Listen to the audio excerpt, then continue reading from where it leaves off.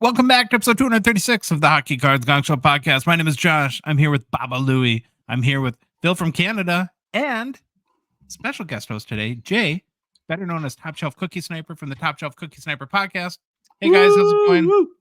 Hey Jay, how are you, man? Welcome. Let me start with. Oh my goodness. Okay. So hey guys, thank you so much for having me. Just want to pay my tributes to the man whose seat I'm kind of just keeping warm for a while. So shout out to my friend Troy. Miss you, buddy. Hope you see you soon. Yeah.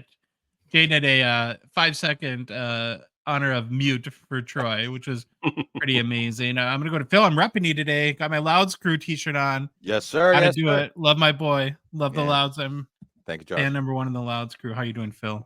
I'm good. I'm good. How are you doing?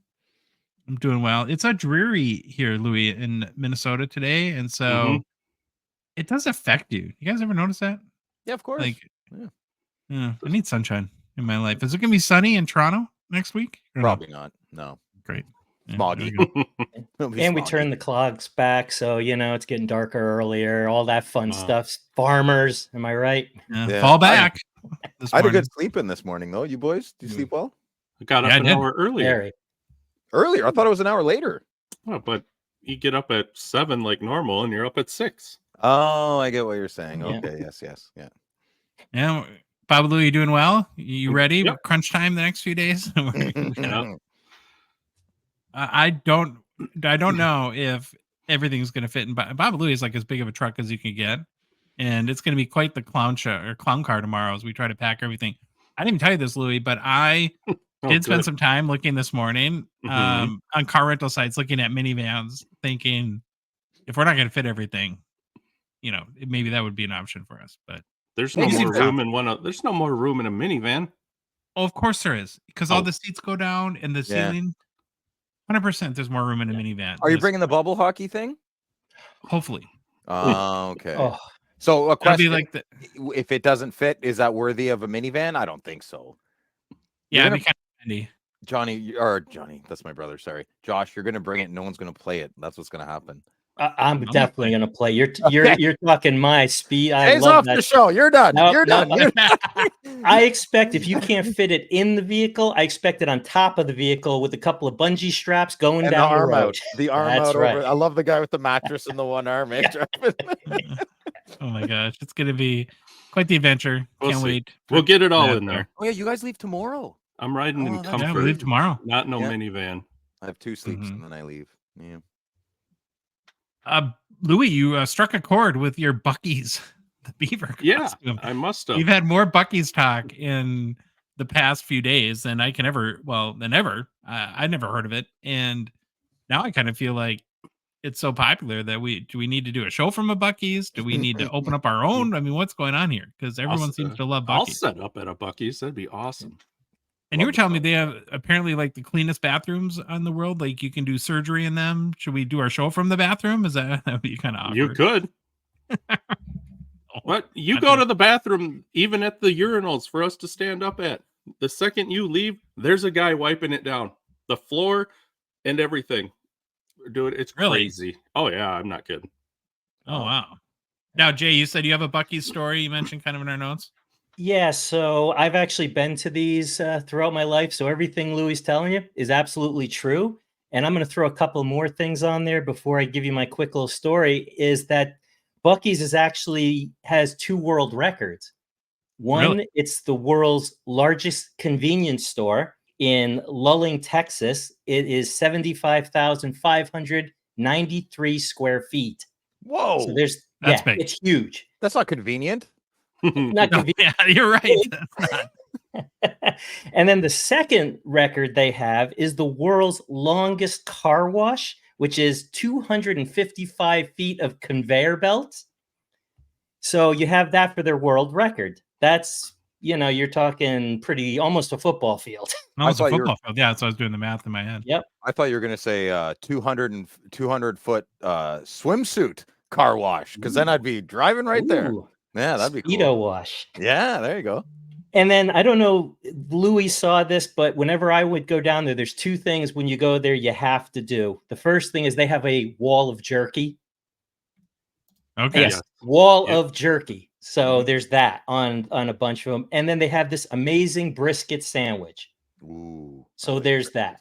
Now, this goes into my story. Was at a Buc-ee's in Texas, in line, standing in front of me is Chris Isaac.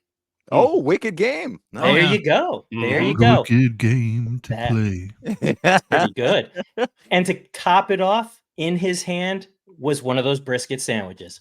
They're Full Interesting. circle, awesome. my friends. So Full good. circle. Was Did you there a smack bite it out of of his it? hand and say, "You need to watch your weight"? No. Chris Isaac was in amazing shape. I was the one he probably should have smacked it out of my hand at that Oh. time. So Did he have I a have bite a out food of line the sandwich? story. yeah. Yeah. Oh. No, he was actually very nice. He turned around, talked to me for a little bit, wasn't getting an autograph, a picture, all this. So he was really cool about that. But he actually pointed out, hey, you're getting the brisket sandwich too, huh? Nice. Chris Oh, you Isaac talked me. to him. Yeah. talked to He was him. right in front of me. Once I knew it was him, he turned around and away we went. Really nice guy. Baby did a bad thing. There you go. My food line story is I was at the Hollywood Bowl going to a concert and being real bougie and was at a wine and cheese shop before because at the Hollywood Bowl you can bring your own food, have a little picnic. And in front of me in the cheese line was Richard Marx. Hmm. I think you win though. Chris Isaac's more cool than me than Richard Marx. Yeah. So, little connection here. My wife, when she was 18, went backstage, met Richard Marx too. So look at that. Mm. Just crossing go. paths all over the place there. 3 degrees There you of go. separation. That's right. Of 3 degrees Gongshow. of yeah. Well, what was the thing about Kevin Bacon? Like 6 degrees of Kevin Bacon or something like that? Yeah. Something about Kevin Bacon. Yeah. I don't know. We're getting off track here. There you go. Let's get into announcements because we have a big show. We will have a show on Thursday, despite our travels to the expo. I mean, we'll be in Hockey Card Heaven, but we're going to have a show, a really good one too. I think, anyways. We're going to have a couple great interviews coming your way. Phil's been working hard now that Phil is the world's biggest EPAC enthusiast, and he did us an EPAC interview, and then we're scheduled to have Russ Cohen on for an update on the early part of the season. So very much looking forward to that. Got to talk about Rip Party. We're less than a week away, which is crazy. I'm beyond excited and a little bit nervous, of course, that everything goes okay.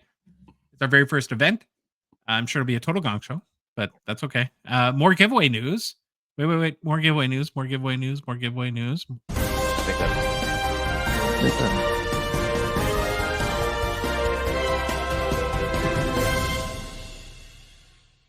Breaking news. Upper Deck. Well, Upper Deck. I got a little happy on the trigger figure there. Upper Deck is into the Rip Party spirit too. And a nice little package for them. A box of boxes. Some goodies to give away at Rip Party.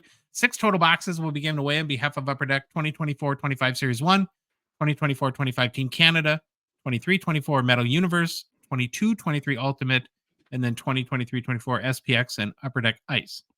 So the boxes just keep coming. I can't wait. I think Louis, like Thursday night when we finally probably have all the boxes, we're gonna have to make like mount giveaway.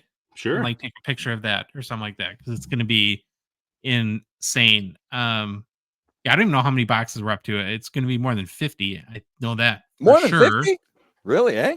That's good, man. Yeah, probably closer to 70, 80. Phil. Oh, do you think we could hit 100? Oh, I don't know. 10 more boxes. I don't know why. Is that a good thing or a bad thing? It'll Yeah, be good. wait- It'll be wait a more minute is here. better. Yeah. Quantity, not quality. Well, and then too, I mean, the giveaways are awesome, of course. I'm very excited about that. But man, I've been checking in on some of the heat that people that are just coming to the Chateau and opening their own boxes. We're gonna have some like bangers. We're gonna have like the Cup National Treasures is gonna be open, some other kind of crazy stuff too. So really, really excited about that. It's gonna be a blast. Do not miss Rip Party Friday, November 8th. We'll be coming to you live from the Fall Sport Card Expo and the Chateau Gongshow. It's a YouTube live stream event. Starts at 9 p.m. Eastern time sharp. Don't be late, Phil. Your co-host. That'd be I'm really punctual. I'm punctual. good. Okay. Yeah, Yeah. that would be. I'm that would be staying at good. the house. How am I going to be late if I'm staying there? I don't know. I don't. I'd find a way, though. Your You're right. mom. Neil's your mom. It'll be live streamed on the Hockey Cards Gongshow YouTube channel, and it'll be lit, as Baba Louie always likes to say. Jay, you're coming. You excited? 200% excited. I'm excited to see all the stuff that's open, the stuff you're going to be giving away. And you know what? I guess because everybody's in such a giving mood, I'd like to say to you guys, I'd like to donate from the Top Shelf Cookie Sniper podcast a $100 gift certificate to be used to give away to anyone that's listening for you guys. They could buy cards with it, whatever they want to do with it. So, okay. Yeah, something a little That's different. amazing. Yeah, but yeah. Nice, something for the guys. Is that, I hate to be that guy, but is that American or Canadian? Well, since we're in Canada, I have to do Canadian, so it'll be, $130 US, $100 Canadian. Check that out, huh? Currency conversion. I could probably get you a better deal, Jay. We'll talk after the show. 130 US, I think, is like 175 Canadian. Yeah, Yeah. other way around. Other way around. There you go. Be like $62 US. Yeah, something like that. Okay. Yeah, well, cannot wait. Again, Friday, November 8th, Hockey Cards Gongshow YouTube, live stream, 9 p.m. Eastern time. And lastly, before we get started, just a reminder that our show, the Hockey Cards Gongshow podcast, is a Patreon podcast. That means we rely on the support of listeners like yourself. Help us cover show expenses, produce more, and what we hope is better hockey card content, and fund initiatives, even in a small way, like Rip Party, to grow the hockey card hobby. You can support us for as little as $5 a month. Join our $1.99 support level tier on Patreon. Forever have that title. You also get exclusive access to the Hockey Cards Gongshow Discord server and chat with us every day there. We have a fantastic community of people that, has really increased the joy of my hobby experience. That's for sure. It's very easy to support us. You can go to our website, hockeycardsgongshow.com, click on the Become a Patron link. Go to the Patreon website directly, patreon.com, search for Hockey Cards Gongshow. There's a link in the show description if you're listening to us on a podcast app or watching us on YouTube, and then finally in our Instagram and TikTok profile too.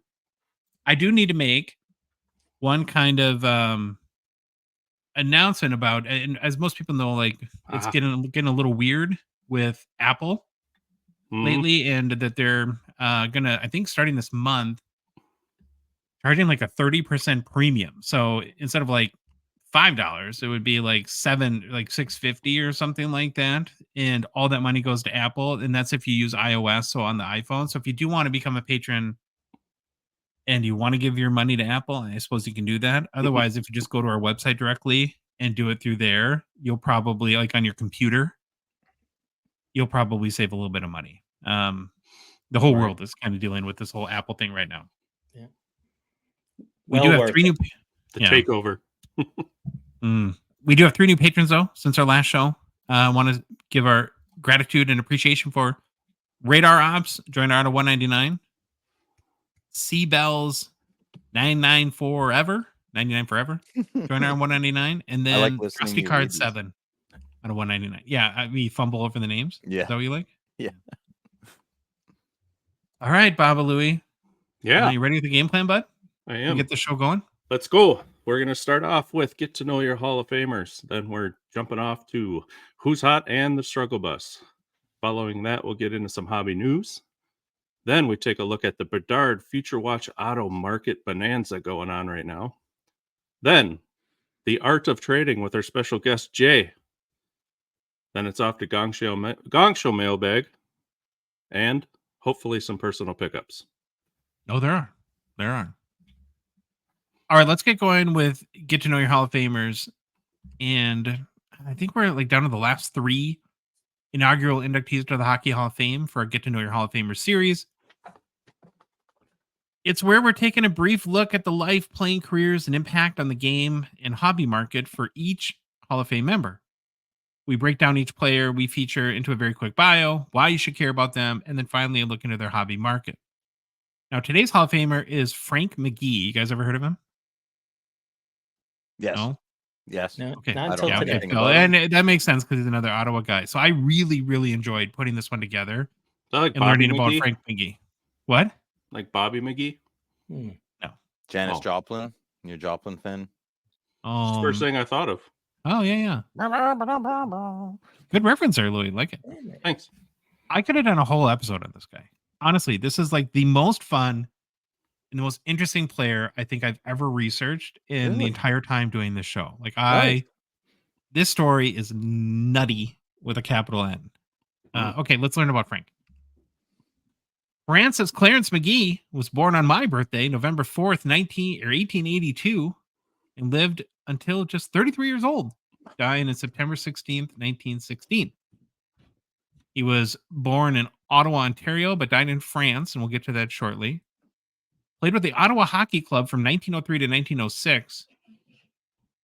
Now, here's where we get into the nuttiness. A couple of years prior to joining the Ottawa Hockey Club, he suffered an eye injury while playing hockey and became blind in one eye, earning the nickname One-Eyed Frank McGee. There you go. That's so cold. Yeah. After retiring from hockey in 1906, he worked for the Canadian federal government and then enlisted in the Canadian Army during the First World War. He'd rise to the rank of lieutenant while fighting with the Canadian Expeditionary Force. And unfortunately, Frank McGee would die in battle in France when an artillery shell landed next to him. This is a very quick bio with the short life of Frank McGee. Now, why should you care about him as a Hockey Hall of Famer?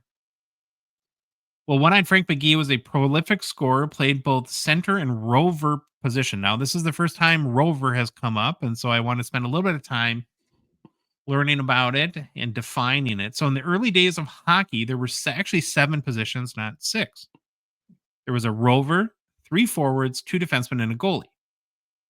The rover did not have a set position and roamed the ice at will, going where needed, much as a midfielder in association with like soccer might. As the skill levels of players increased, the need to have a rover decreased. Shortly after it was formed in 1910, the predecessor to the NHL, the National Hockey Association, decided to exclude the rover, and then the NHL did the same when it formed in 1917. Kind of sounds like the center a little bit today, too. Like maybe they combined the center and the rover position. Okay, now back to Frank McGee, the prolific scorer. He once scored 14 goals in one Stanley Cup game. What?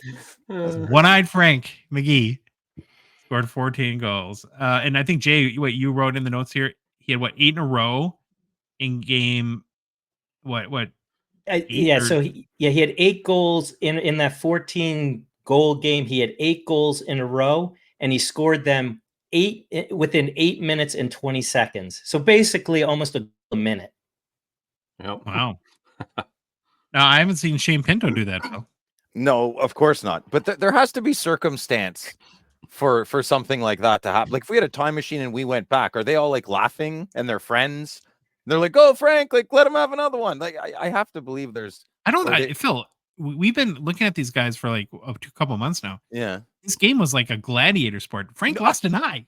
What do you mean laughing and chuckling? I don't know. They were clubbing each other to death with their. It's hard to picture one man scoring 8 goals in a row every minute, or like it just.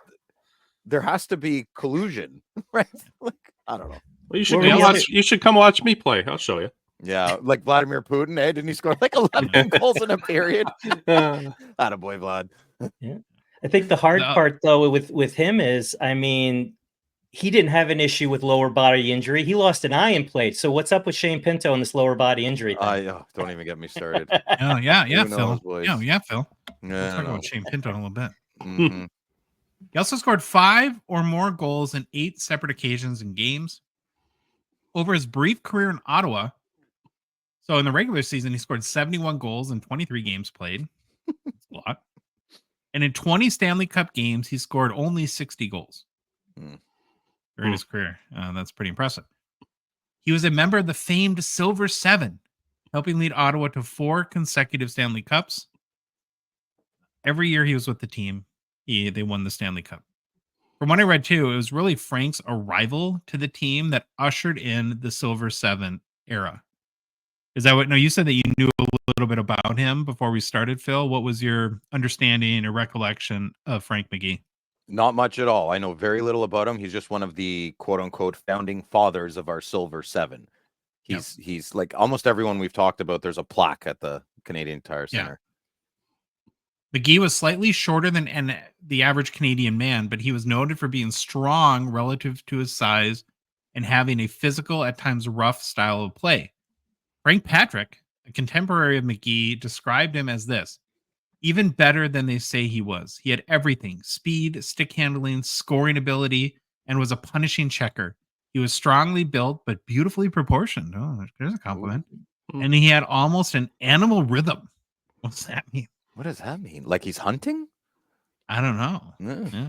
Quite the compliment, though. Jeez, I wish somebody would compliment me like that. I'd take that. Josh, think you you have got an such an animal rhythm. Thank you. Yeah, I think- maybe.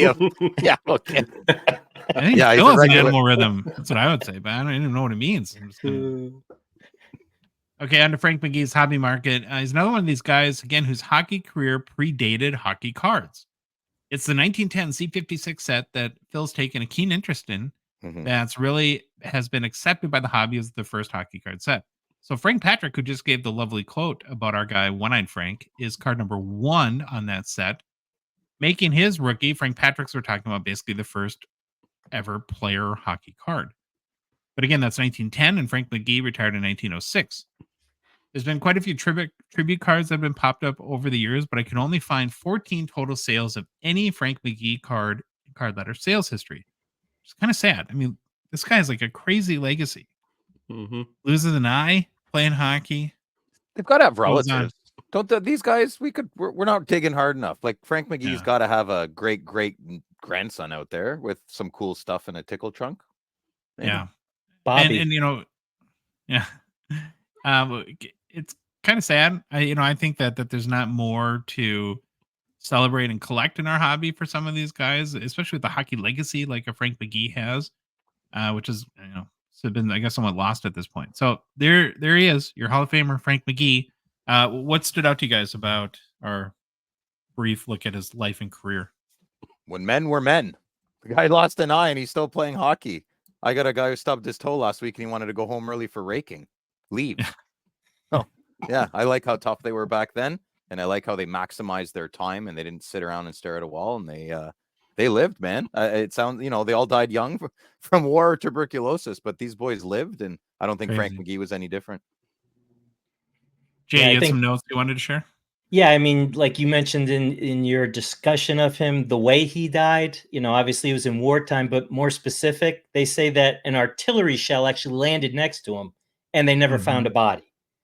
I mean, you talk about, like you said, tough guys. That's tough guy right there. Vaporized. But the big thing that got me was you talked about his goals, stats, and I did some digging, and he only played 4 seasons, as you mentioned. But if you look at his stats, in the first season, he scored 2.3 goals per game. And then in the playoffs, he scored 1.75 goals per game. Second season, 3 goals per game. Almost 3 goals in the playoffs. The third year, 1.6 goals per game. And then in the playoffs, he scored 4.5 goals per game. And then his last season, he scored 4 goals per game in the regular season and almost 3 goals per game in the playoffs. I mean, who's doing that nowadays? Connor McDavid? Nobody. So that guy, like you said, that guy needs to be on some kind of appreciation list somewhere. Couldn't the NHL at an All-Star game do those holograms? They could do holograms of these guys without helmets, and I don't know, there's something, there's some type of a forced tribute. Be like, no, you're going to learn about these guys because they're our game's founding fathers. There's there's an art to it. There's something there. Come on, Gary, do something. You got to make it cool and relevant, and and not like it's not like history class, right? But yeah, I don't know. It's too bad too that there wasn't video footage back then. Wouldn't it be amazing to watch one of those games from the early 1900s and see some sort of footage of it? I mean, let alone there's not even any pictures. AI can do it soon. Yeah, we totally can for sure. We're close. We're close. Why don't they put these guys like this? We're always putting like these retro young guns and all that. Why don't they put guys like this on a set, or some kind of insert with the stats so we can all? I don't think some it'd cool work. design. I don't think it'd work. I don't know. I just I don't want that. I don't. You know what I mean? Like I don't know. I don't know how to explain. Yes, I agree with you, Jay. But I have to be honest here. I probably wouldn't want that in any of my upper deck sets unless they did it with What if they did like a tie-in cards like Brady Tkachuk and like Frank McGee, like some sort of like really cool, rare? It'd have to be done well. I have a Patrick Waugh card with an old guy, and I'm like, ugh, like Yeah. it has to be done tastefully, maybe sexy. Mhm. It's got to be sexy, you know? Mhm. Yeah. Well, very cool guy to learn about. So, really enjoying doing this series. We're gonna move on though.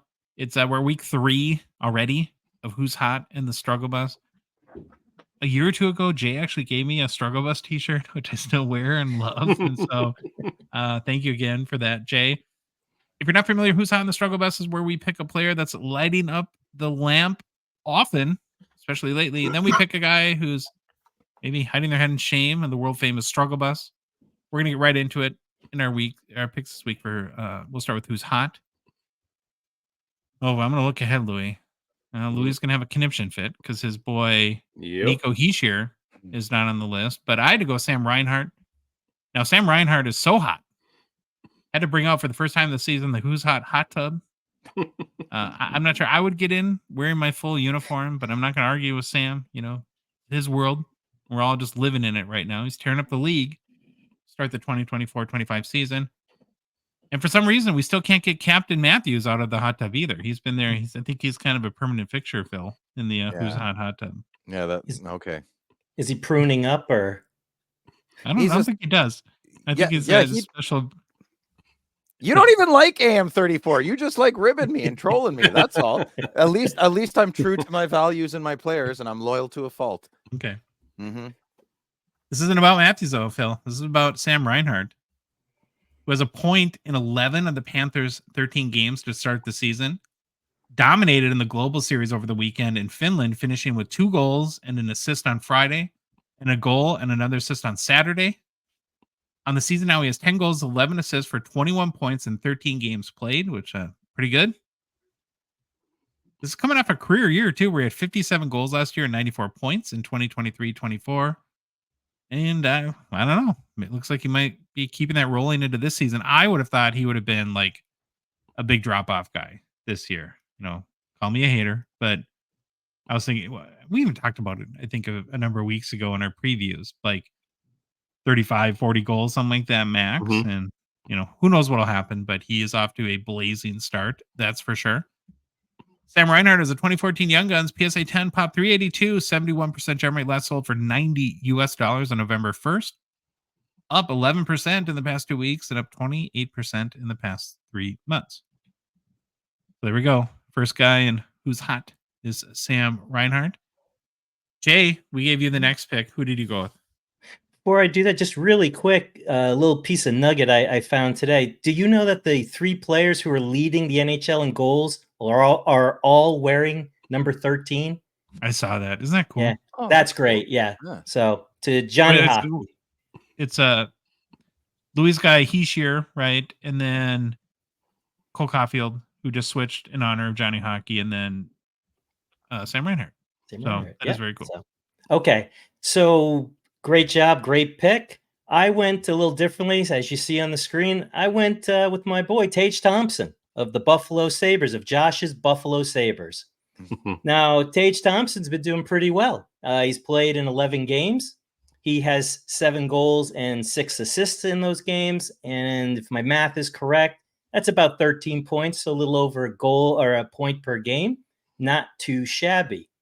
Nope. Now, to give Tage Thompson a little bit of props, Tage Nathaniel Thompson was born October 30th, 1997. So we just passed his birthday. And he was born in America, American hockey player. And he was selected 26th overall by the Blues back in 2016, but then dealt to as you see, the Buffalo Sabres. Hey, trivia question. Who did they trade to get Tage Thompson? You guys know? Nope. O'Reilly, right? That's my guy. Yeah. O'Reilly. Josh and Troy's guy too. That's it. So Phil and Louie, you guys got O'Reilly'd. Yeah. Anyway. So in 2018, that trade happened. So he started off Buffalo kind of stumbling, but Tage Thompson's putting in some pucks. Now, the reason why I also like Tage Thompson, he comes from the University of Connecticut, his college. So there's a UConn boy, and I actually watched a couple of his games, and he was impressive back in the day. So props to Tage Thompson, UConn boy. So his card value now, his PSA 10 Young Guns are selling on average for about $100 US or 130 Canadian. I got it right that time. There we go. But here's the interesting part.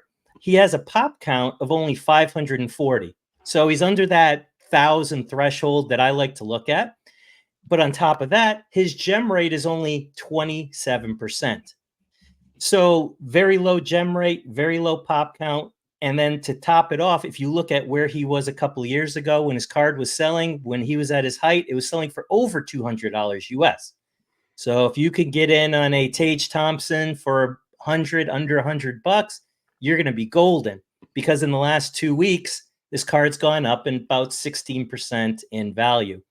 So there's my nominee for the Who's Hot. It's Tage Thompson of your Buffalo Sabres. Yeah, I really like Tage Thompson.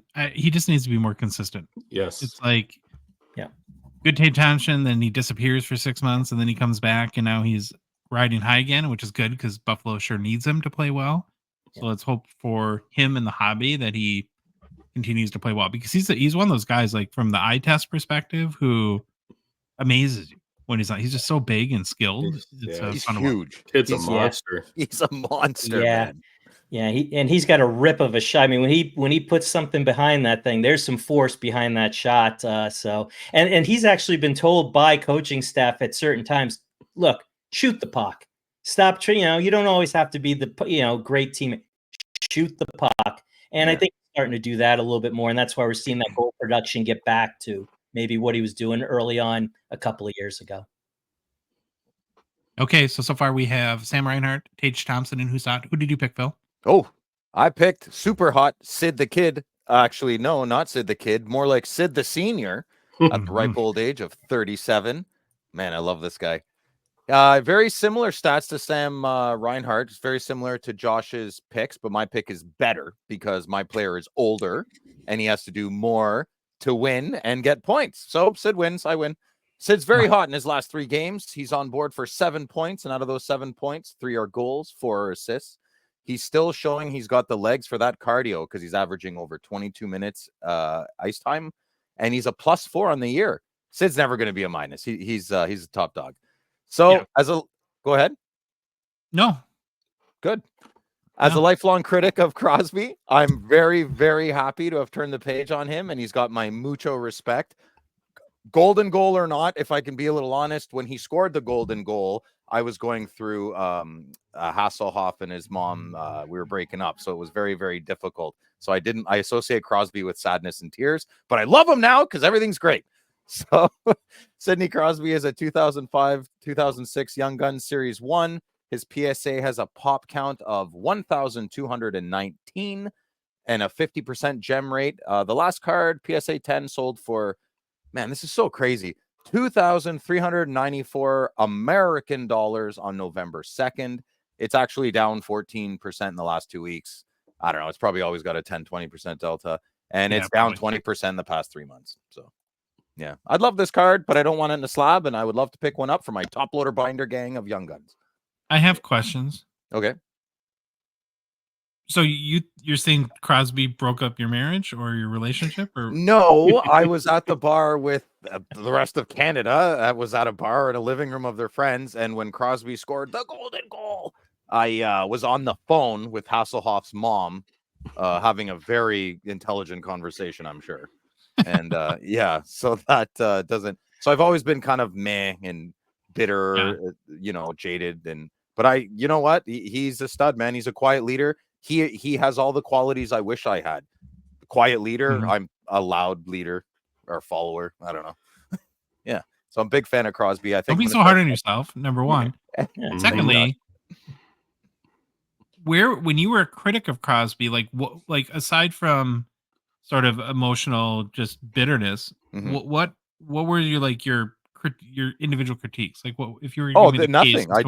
I didn't like his face. I like it. Yeah, I respected his hockey playing abilities completely. Okay. Me not liking someone doesn't mean I don't respect them. They're 2 totally different. I got you. Yeah, I'm glad I like him. I've always respected him. I'm glad he grew out of that whining phase in the beginning of his career, Yeah. though. Yeah, That was bad. that should be a penalty. That should be a penalty. Yep. The punchable face stuff. Oh, the whole Right. Sidney Crosby kind of thing. Yeah. Crybaby forget- Crosby. Don't forget his concussion. The guy, he went through hell, man, and he came back. Terrible at faceoffs when he came in the league. Best at faceoffs in the league. You know, he focused. He's driven. Does he have a biography? I want to read it. So, you know. I got a book here. You want it? No. Oh. Only if you read it to me at night, Louis. Ooh. Okay, that's it. You two Yeah. can take this off the show. Ooh.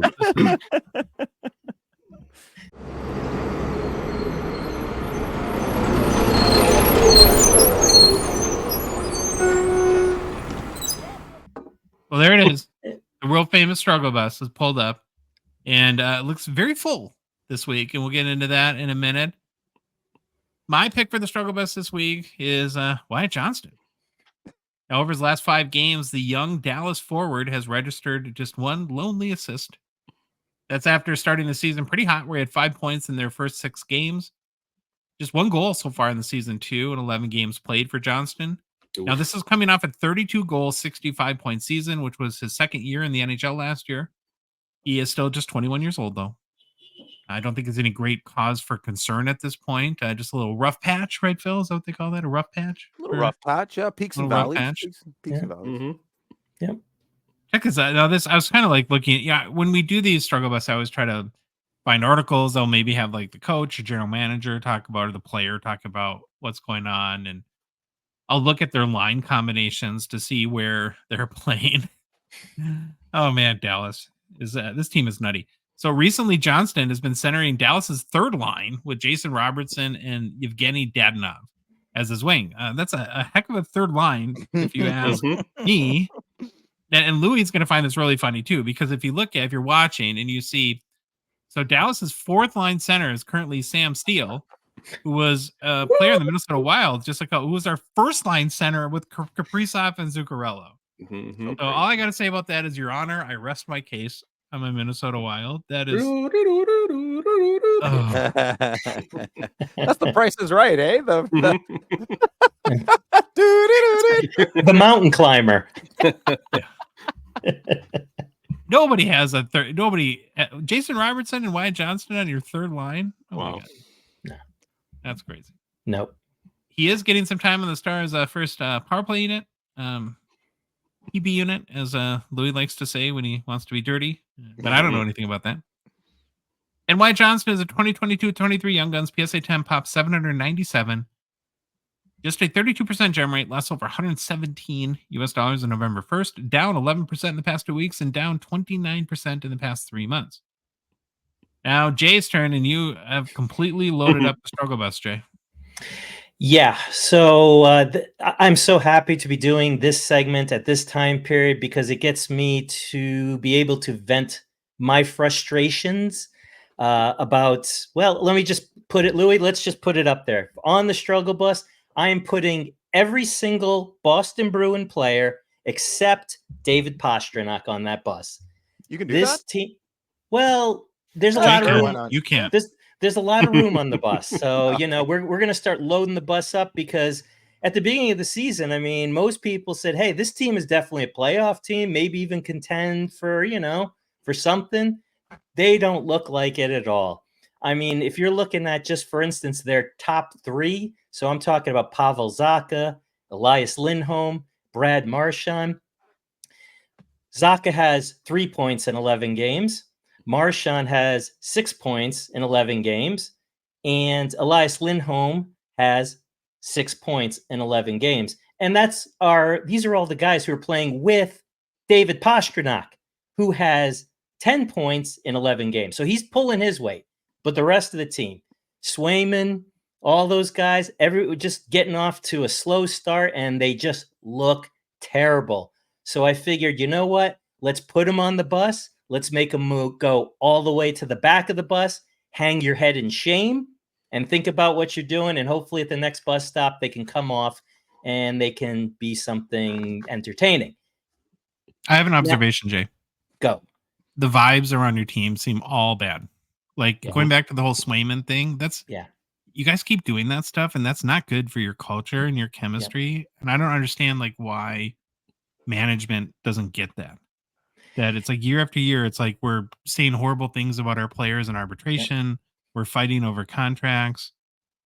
And even though I know, like, I don't think Marchand really cared, but then you have the whole like spat with the coach last week. It just seems like that the whole juju around the team. And yeah, I echo. There's a lot of frustration. Like, you might have seen this too, like in our Discord, all the Boston fans are all up in arms right now. So it seems like not happy times there in Bruins land.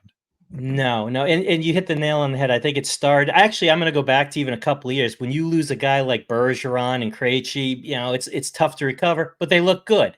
Now you flash forward to where, hey, everything seems to be in place, and then you go out and get that number one center in Lindholm for Pastrnak, and they're doing this. I mean, come on. I mean, this is not what a Boston Bruin team is. A Boston Bruin team is a, you know, let's be blue collar. Let's grind it out. You know, Pasta can do what he does, but everyone else has to, you know, fulfill their role. And they just look disjointed, unorganized, no passion, whatever the case may be. So that's why I put every Bruin except Pasta on the struggle bus. And I'll just give you one of the, and I'm not going to give you everybody's card stats, but I'll give you the one, and that's the captain. So Brad Marchand has his PSA 10 Young Guns card, selling on average for about $425 US or 600 Canadian.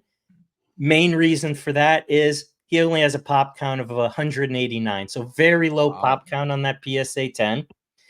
And surprisingly enough, in the last 30 days, his cards actually increased 10%. And probably because of that pop count and, you know, the rarity of it. But I looked really quickly at the other guys. Their cards are non-existent value-wise. So if you want to pick some Boston Bruins up cheap, now's the time. Jay, I was very surprised when I woke up and found out we got Allmark. I thought out of the two goalies, I know Swayman's younger, but he has 1 year under his belt. Allmark is clearly a professional. Clearly a top tier goalie established. Yeah. Were you and your Bruin colleagues surprised that they dusted off Allmark and kept Swayman without kind of hedging their bets that he would sign for a price? You know, like that sequence was a little odd, and my team prospered because of it. I'm just wondering your take on that. Yeah, I think it would have been tough to keep them both. I mean, obviously, Swayman was going to get $8 million plus. Everyone knew that, and everyone kind of thought that Allmark would be in that $7 to $8 million price range. We were up against the cap. You know, we had some money, but we had to sign Lindholm. Then we signed Zadorov. You know, two big pieces. Yeah. So we had to let him go. Now I'll say this: I'm so happy for you because I think you got the guy who he's really going to help you. He is even on his bad games. He is fundamentally sound in the position. He's not. Yeah. The only thing I don't like is the Swedish thing, right? Like I'm a Daniel Alfredsson. It took him 3 games to find a skate he liked. He wasn't injured, but Daniel Alfredsson sat out a couple of games because he didn't have a skate he liked. So they're finicky on if they're not 100%, they won't go in. So that's the one thing I don't like about Allmark is I'm 98, 99%. I'll be good next game. It's like, dude, no, get in there. You know? Yeah, he did that in Bruin with the Bruins guys, but like you said, when you have Swayman there, you kind of don't notice it as much. So you know, there's that. Now I'll say this: one of the things was in the deal with Boston, I totally disagreed with getting Korpisalo back. I said we have Bussy down in the minors. Why are we paying this guy? You know, no givebacks. I mean, come on now. No, but I will say that we also got Mark Kaslik, who right now is one of our best players. I mean, he's a 4th line guy, but he's amazing. He's one of the top points getter on the Bruins right now. So thank you for that. But like I said, Korpisalo, nah, not so much. I have a 1 of Kaslik if you want. You want me to bring it to the expo? Yeah, of course. Yeah, you got it. Charge high ticket though. You just showed me you liked them. Oh, That's it. I always collect new Bruins you know what? I collect Bruins like you collect Brady Tkachuk in the sense that I like the gritty guys too. Oh, good. Okay, right on. Getting back to the culture thing real quick before we move on, and the whole Allmark versus Swayman too. You got to even go back to the last trade deadline where they tried to trade Allmark and then didn't. So now you bring him back for the rest of the season, knowing and he knows the team didn't want him. Yeah. I don't get your front office. I think that they're clueless as it comes to managing the culture of the team. Yeah, I think the big thing is you have, like, for instance, Don Sweeney, who's, an ex-player, and he's made some pretty good moves. I can really applaud, but I really think our problem is Cam Neely. I think Cam Neely's still that old salty player that he was. And, like, you saw the press conference when they were talking about Swayman. What in the world are you doing? Don't hang out your number one goalie in a press conference because you're upset. So I do agree with you. We've been calling, for a couple of years, we've been like kind of hedging hey, we need to get rid of these guys, but we have success. So it's tough to get rid of them when we have success. But now I think you're going to see the coach go pretty soon. And then what follows that. Usually a GM follows that. And then if the owners can't fire Seabass. Come on. But you know what though? He's old school. I mean, the game's changed. The players have changed. Does he understand these new 19-year-old superstars? Not, man. Probably yeah. not. So I think we're due for a change, but we'll see. I just hope you guys keep tanking because we need that wild card spot. Keep failing. There you go. All right, Phil. Your turn. Last pick for the struggle bus. Oh yeah, I forgot what we were doing. Okay. My pick for the struggle bus, and I'm sorry, I really like this player. I'm sorry, Colorado fans, but Mikko Rantanen. I'm not trying to just pick on Mikko here. Your team is not doing very good the last few games. So let's just pick on Mikko for now. So in the last 3 games, the big 6'4" Finn, 28-year-old, only has 1 point. And that's not even a goal. It's an assist, so that's worse. You know it's not mean?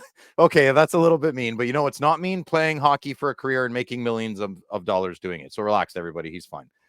He has over 25 minutes of ice time. So the coaching staff clearly believes in him still, I guess, but they don't have much of a choice when you're part of the core. The rest of the team isn't helping. This is pretty wild.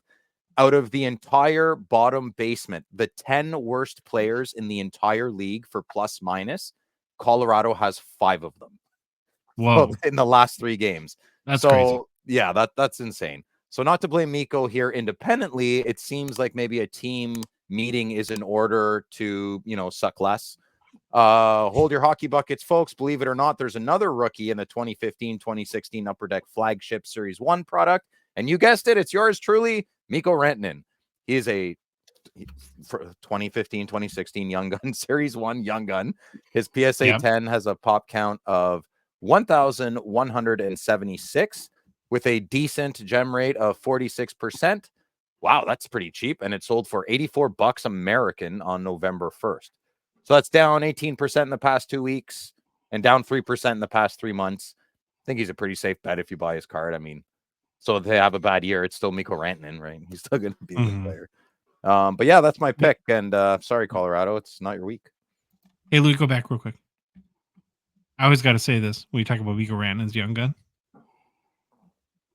Probably the worst looking Young Guns ever, right? Yeah. Big jibs on him there, eh? Yeah. Yeah. But okay. All right. Thanks, Louis. Slab Sharks. Gongshow partner and sponsor, we're grateful for their support of our show. The current Slab Sharks weekly eBay auction is live, ends this upcoming Thursday night. It's another absolute monster auction. More than 2,700 cards available to bid on at slabsharks.com. If you can't be at the expo, don't worry. Just shop at the Slab Sharks auction. There's always tons of awesome cards available to pick up and maybe add your next big PC item. Jay, Phil, and I, we all looked through the auction very closely this weekend and have each picked out our favorite cards to choose from in the upcoming Slab Sharks weekly eBay auction. And since I'm already talking, I'm going to go first.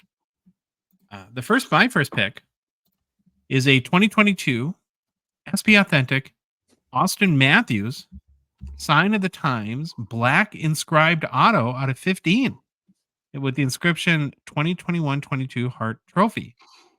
Now, I picked this one just for Phil because he stole my original pick. Such a baby. This is a hate pick. This is a hate pick. Didn't look at the notes. I hope you love it, Phil. This is in dedication of you. Requesting dedication from my good friend Phil and the Louds crew here. Such a baby. That being said, it is a great card. I do love gold ink autos and black backgrounds, and any card with an inscription is cool. Hart Trophy winner, Phil. Hart trophy. for Yeah, Austin yeah. Matthews. What's this going for? I don't know. The price? Hold on. Yeah, Pick that- trying to find. I 500 just bucks? picked it because I was mad at you. Oh, That's the only reason why I picked you're not it. prepared, or what happened? I'm prepared. 685 Canadian. Oh boy, if you people Still mad at only you. knew. I know. Anybody else want to produce this show? Holy crap. All right. All right. What's your next card, man? The next card's a beauty.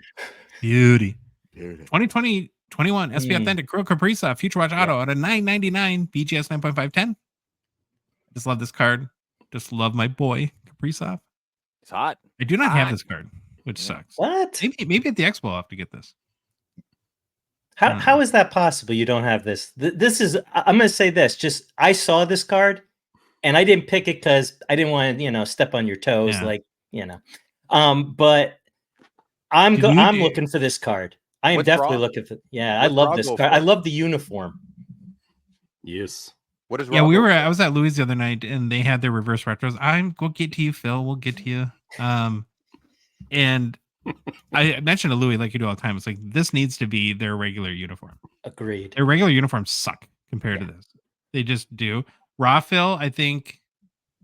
I don't know what, 800 bucks, Louis. What do you say? Sure. I'm like, yeah, Yeah, I it's don't something have like a that. clue. Shouldn't we I've know? seen- Out Yeah, of I've my seen- wheelhouse, so I don't pay attention. I've seen it anywhere raw for about $550 to $725. You should get on that, Okay. man. That's gonna Yeah. break 1,000 if he keeps going like this. That'll hit a lot more than 1,000. Yeah, he's amazing. So, He's so I had good. to go with my boy Kirill.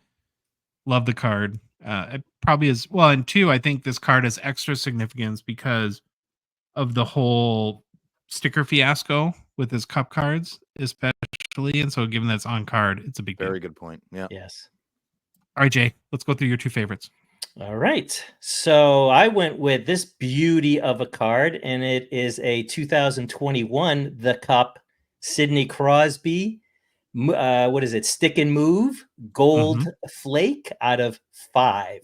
So if for all of you out there in podcast land, it is a cup card with a stick. I'm going to call it like the carbon fiber top of the stick. They kind of slice it, put it in, so you get a couple of colors, and that looks cool. But what I love about it is his autograph. I mean, he's got one of the best autographs going. Oh, So you got the cool stick, you got the cool auto, and I love the black and gold. I mean, I'm a black and gold guy. So that was pretty easy for me. And the other thing that I love about this is there's 5 of these cards for this guy, but there's only 4 or there's 4 total cards in this set. You could get a Crosby, a Yager, an Yzerman, and a Solani, who I think we all know Jeremy Lee probably has one of those 5. But that's what I liked about it. I don't collect sets or things like that, but I'm looking at this going, maybe I want to get the other 3, and that's kind of a cool little set to put together. And there's not that many of them. There's only 5, so that was my pick. I just went with a slick Crosby stick and move. All right, your next one. So my next one is my boy Patrice Bergeron. Never heard of him. Never heard of him. Well, that's because, he did get snubbed on the Mount Rushmore. No, but all Blame seriously. Phil Yep, makes those yep. What are you choices. Thanks. talking about? No one Yeah, collects him. Who collects Bergeron in the hobby? Right here. Okay, one. Can you hit double digits? Believe it or not. Let me do this. I'll tell you about the card, then we'll All talk right, about all right, that. all right. So so this is his Future Watch Auto. Was that 2008 Future Watch Auto? The reason why I put this up, it's in a PSA 9 and 03. I'm sorry, 03. I meant 03. Yeah, thank you, Louis. I got you. Yeah, man, producing, my friend, producing. The reason why I put this up here, obviously, I'm a huge Bruin guy, and this isn't in my collection right now. Now, this is a card. If I was to buy it, I would follow the Phil the Loud Collector road of crack it out of that slab and throw it into a penny sleeve or into a one touch. This card should not be slabbed, in my opinion. But hey, And Patrice Bergeron, I think one of the Bruins' all-time greats. I mean, you know, I know statistically he wasn't one of those top guys, but would you go to Boston and you talk about, you know, Orr and Bork and those guys, Chara and Bergeron kind of always come up in conversation because those, especially Bergeron, was the first guy that they drafted. He was, you know, very young. He helped change the culture of that team. We were in kind of this weird late 90s, early 2000. We didn't have any good teams at all. This kid started to come around. Chara came in. The two of them turned around the Boston franchise. So that's why, for me, my opinion, and like I said, I respect what you guys put on the Mount Rushmore, and I was just kidding. But I think I would have put him on there for his overall Boston influence. And the other part of it too is like with a guy like Johnny Busick, is he just has a million cards out there. He signs everything. So whereas Bergeron, not too many signatures out there. So rarity, things like that. But like I said, for me, this was the one. Once I saw it on the Slab Sharks website, I said, yeah, I got to rep my Boston team and give shout out to Patrice, and then pick this up at the Expo.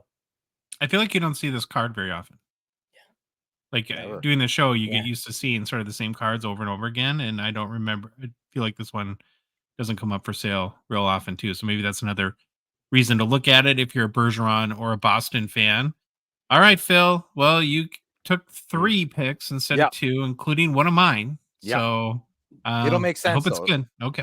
I'm excited. So the first one is a 2024-25 Series 1 Connor McDavid outburst. It's not a ruby. Am I saying that right? Ruby red? Is that what they're Just called? red. Okay. Red. It's not a red outburst, and it's clearly not a gold outburst. But good listener, it is an outburst of his young guns. Yes, I know it's not his real young guns, but I love it. And I want one because when some of these outburst cards come out of one of my player collects, Brady Tkachuk, I will break the bank for a red or a gold. And I just want to use this pick. I'm not betting on it, but I think if there's Connor McDavid fans out there that are true collectors, they would love this card. So that's one of my picks. And my next Wait, one, can I say something about it? Can we go back? Yeah, sure. I no shade here at all. Yes. I would have never in a million years thought that you would have liked this card. I love this card. Yeah. Yeah, it just surprises me. It's like I couldn't. Is that because you'd have picked it? No, And then we'd have figured he wouldn't have liked it? Yeah. No, you're just like one of those like people that's like impossible to shop for. Oh, well, yeah, just chocolate dip donuts if all else fails. Home cooked meal. Okay. I'm pretty easy to keep happy, man. All right. Socks. Yeah, I got lots of socks and a Costco membership. I'm good on socks. Thanks, though, Jay. Yeah, see, CJ, just cash. All right, but yeah, I'm- cash I'll take all day long. I'd rather a home cooked meal. I'd rather a home cooked meal than food. Okay, Louis, put the cards up, please.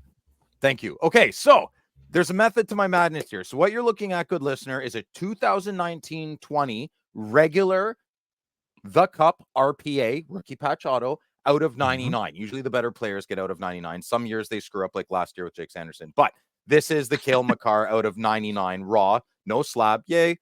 So now this card is tied in with the other card. Louis, could you please put the third card up? So what you're looking at here, good listener, is a Cale Makar 1920 Cup RPA gold out of 12. It's a 3-color patch. Now, the reason I'm bringing these 2 cards up, I probably should have put them on the same picture, but I've gotten into little kerfuffles this past year with people saying out of the Cup RPAs in general, and I'm going with my experience because, in my opinion, of course, the gods have produced a nicer produced visual card out of the 12s and the golds, and there's less of them. So I would prefer a gold RPA out of 12 or 9 or 10 or whatever they're produced, instead of the true Cup rookie out of 99. In this particular case with Cale Makar, the gold is more expensive than his regular RPA by a couple of $1,000. That's normally not the case for not big players. So Crosby's, McDavid's, Ovechkin's, Makar's, Bedard's, usually their golds, which are lower numbered, will most likely, almost all the time, especially the last few years, be more expensive than the RPA.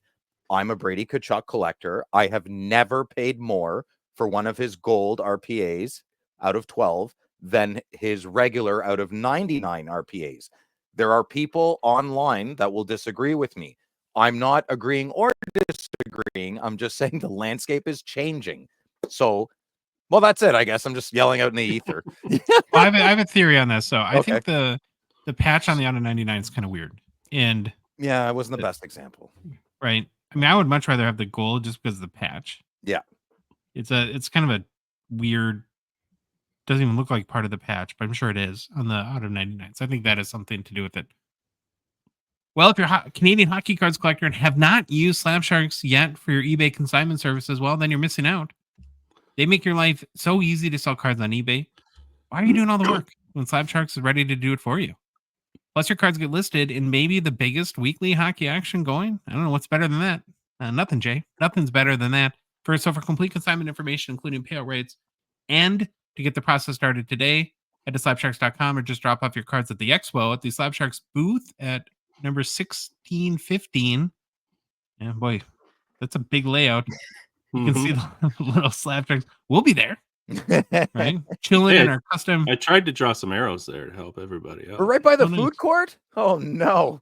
Yeah, Ooh. Phil. Oh, man. Uh-huh. We're going to be chilling in our recording studio that our Sugar Daddy Slabsharks built for us. We'll be recording interviews, making next Monday's show, and just chilling out while not recording. So, again, please come by and say hello.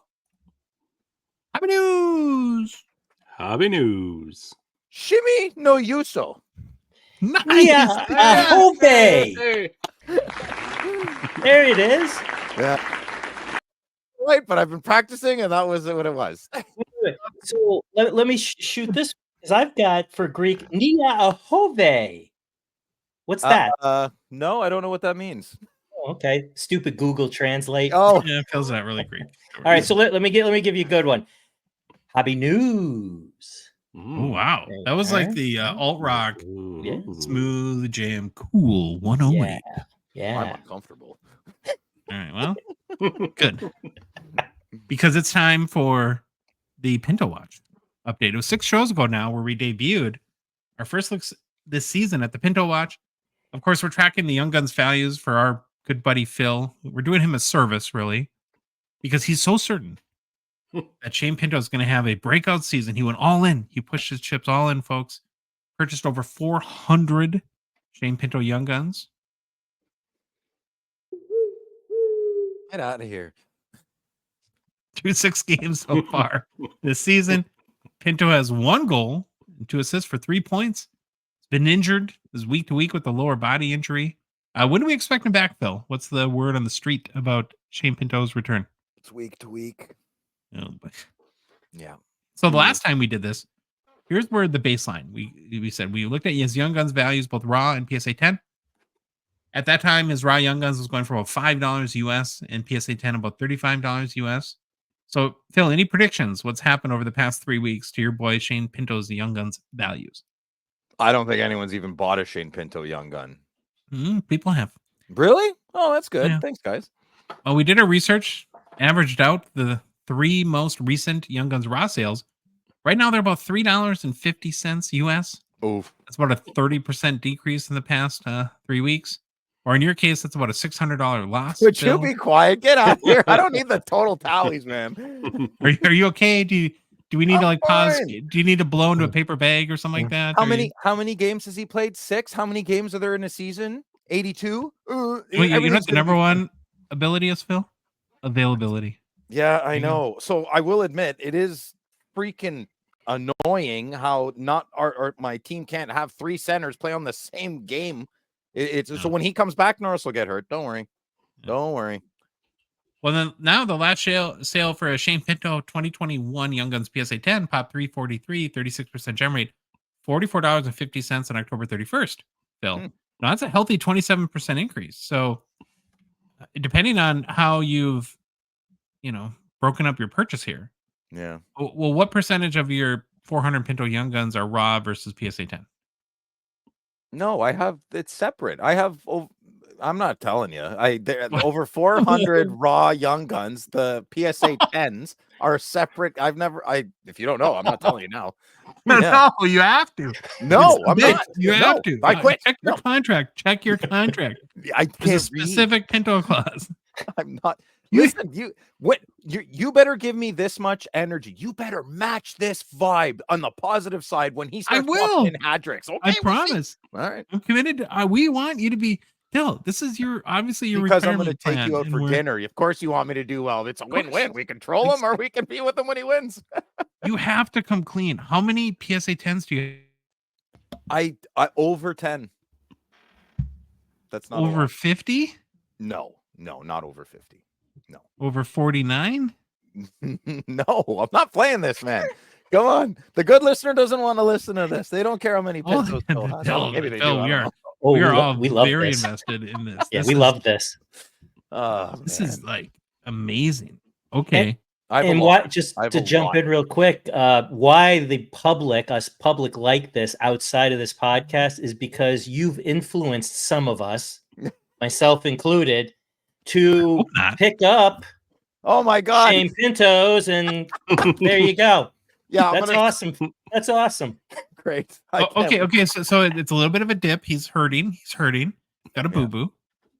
So what's your thought process right now, Phil? Are we going more in? Are you buying more? No. I'm in for a penny, in for a pound, Phil. In for a penny, in for a pound. I've put my money where my mouth is times 400.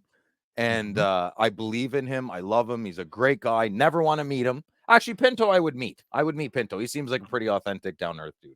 And he'll be okay, man. He's a winner. I don't understand this. I'm not 100%. I can't play. I guess it's the beginning of the year. It's not like it's playoffs. I just got to let it go. But it's extremely frustrating. Yes.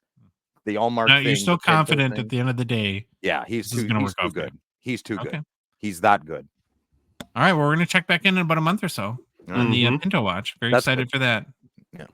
Now we got to move on to kind of a big story, frustrating story, sad story for a lot of people. Now, the hobby internet has been all aflutter these past few days with allegations that a Montreal sports card store owner abruptly shuttered its store, website, and social media accounts and bailed with an estimated up to $1 million in pre-orders for 2023-24 SP Authentic boxes and cases.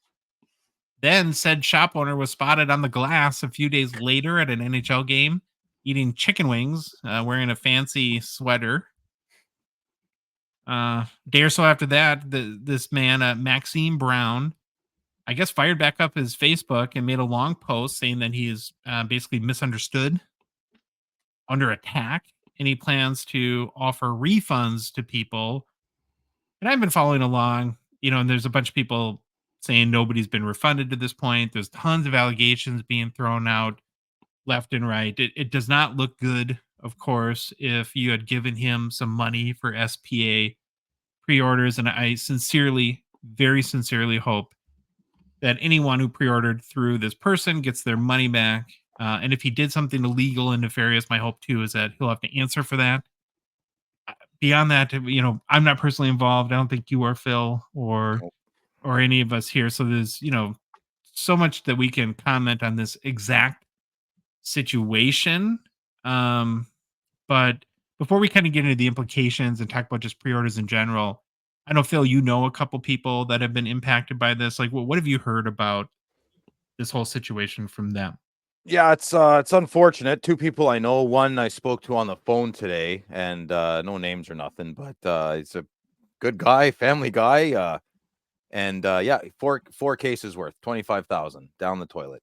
Oh, and no, wait. Was this a collector, or was he hoping to resell them? Is he a breaker? Like, why was he buying 4 cases? This is more business. I wouldn't say he's a collector. He okay. I mean, a little bit here and there, but more Sylvain status, I guess. Like, this is business. Okay. It's not his primary business. He's got money. I mean, that's a 25K hit is a hit no matter where you are in life. And he's very angry. He's very upset. It's not good. He has another person he knows who's out even more money. And that hockey game picture is really upsetting for my friend because he thinks this was much more premeditated. I don't want to go there. We don't know, innocent until proven guilty. I get it. Definitely just doesn't look good. And yeah, my friend's very upset. He's in his 40s. He doesn't want to talk about it, live and learn.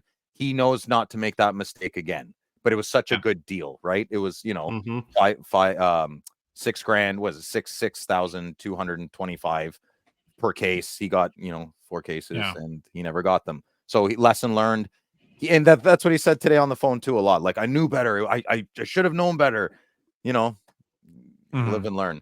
Is he expecting to get paid back, No. or is he kind of writing off as a loss at this It's point? it's a loss. So I do think it's wishful thinking. No, that does seem, if I had to guess, it does seem premeditated, and we don't know, but Montreal's a bit of a pressure cooker right now, so I wouldn't even begin to guess what's going on over there. I would assume, and it's hard because I'm an American and I have a loose understanding of your sort of judicial system or sort of rules and laws and all that stuff, but you would have to assume the police have been contacted at this point, right? I would think so. I would think definitely one person out of all this would call the authorities immediately. What they can do, I don't know. I mean, let's say they get him. He's not going to jail. They'll arrest him, they'll charge him, and they'll release him. Oh, really? Yeah. For stealing $1 million? Really? Yeah, if it's not a violent crime, he's not staying in jail. No, I mean, lawyers call in, but I have my best educated guess would be he's not going to see bars because there's not a violent crime. He didn't brandish a gun. He didn't go in heavy on anyone. Sure. But I mean, if you look at other crimes, like people go to jail for tax evasion, for stock fraud, all that stuff. I mean, like Josh said, that's $1 million. I could make a lot of jokes about society and culture and tropes right now, Jay, and I won't. I would bet a lot of money and a lot of my hockey card collection he would not stay in jail if he got caught and arrested. Yeah, it's very lenient up here, right? You don't want to get caught with a gun. There's no bullets in it. Well, Canada doesn't like violence. Don't be silly up here with that. But this kind of stuff, white collar, for the lack of a better, maybe he could get a nasty judge and they'd be like, no, you hurt a lot of people. You're not. I just don't think that's the norm. Yeah. Had you been following this story, Jay, at all? No, actually, this is the first I heard when you put it up on your notes. So I was very interested to how this went, because this is just not a good, look for our hobby. You see everything that's going on, like with the scanning of the football, baseball, and things like that to see all the cards. And we kind of kept out of that. Maybe people are scanning like the cup or whatever. Okay, fine. But now this kind of pops up, and it just kind of gives the hobby a little bit of a black eye. And hopefully this works out. The people get their money back, and everyone's made whole very quickly. Yeah, it's a big bummer, and the main reason why I wanted to bring it up is use the situation to talk about pre-orders at large or as a whole. Kind of like you said, Phil, there's really not much we can comment directly. We're not judge, jury, and executioner here. And everything's allegations. It's important to note that again, but there are a lot of people that are coming out of the woodworks that are claiming that they've given this guy a ton of money and nobody's seen product or nobody's seen a refund, and that's obviously very concerning. It's also not the first major pre-order issue we've had in Bedardapalooza. Remember going back to the whole Series 2 pre-order with Klutz and Chara, where people didn't lose money, but they had made pre-orders, and then Klutz and Chara said that our allocation wasn't going to be as high, so they basically cut everyone's pre-order in half and then automatically refunded people, is basically how I think that worked. But again, that made a lot of people upset. And one of these things, and it's really amplified in this potential situation with this Maxime Brown, is when you pre-order, you're locking in your product to get the quantity you want and at a price, and you might be hedging against the price going up. You're also giving businesses a free loan. And in this case, a lot of money, because you're tying up your money for sometimes months, right? I'm sure a lot of these pre-orders went back. Phil, did your guy say how long ago he had May? Yeah. That's a lot of money to tie up for May. I mean, in the market or in a certain other investment, you could have made, a much better return potentially on that. And so again, that's kind of why I wanted to just chat with us and have a little discussion about pre-orders as a whole. And one of the first things I was going to bring up, and it sounds like Phil, your guy, already kind of had this realization. If it, Yeah. if it's too good to be true, it's probably too good to be true. And you gotta, It's tough though, because he wants to Yeah. shave like every $100 matters, right? So to keep, there's a few things going on. Like he wants to keep his customers happy. Oh well, I need to make a little bit of profit. If he's only going to make, let's say he buys 4 cases and he only made $500 profit on everything, it's still a win for the seller and the dealer because they kept their customers happy. The machine keeps moving.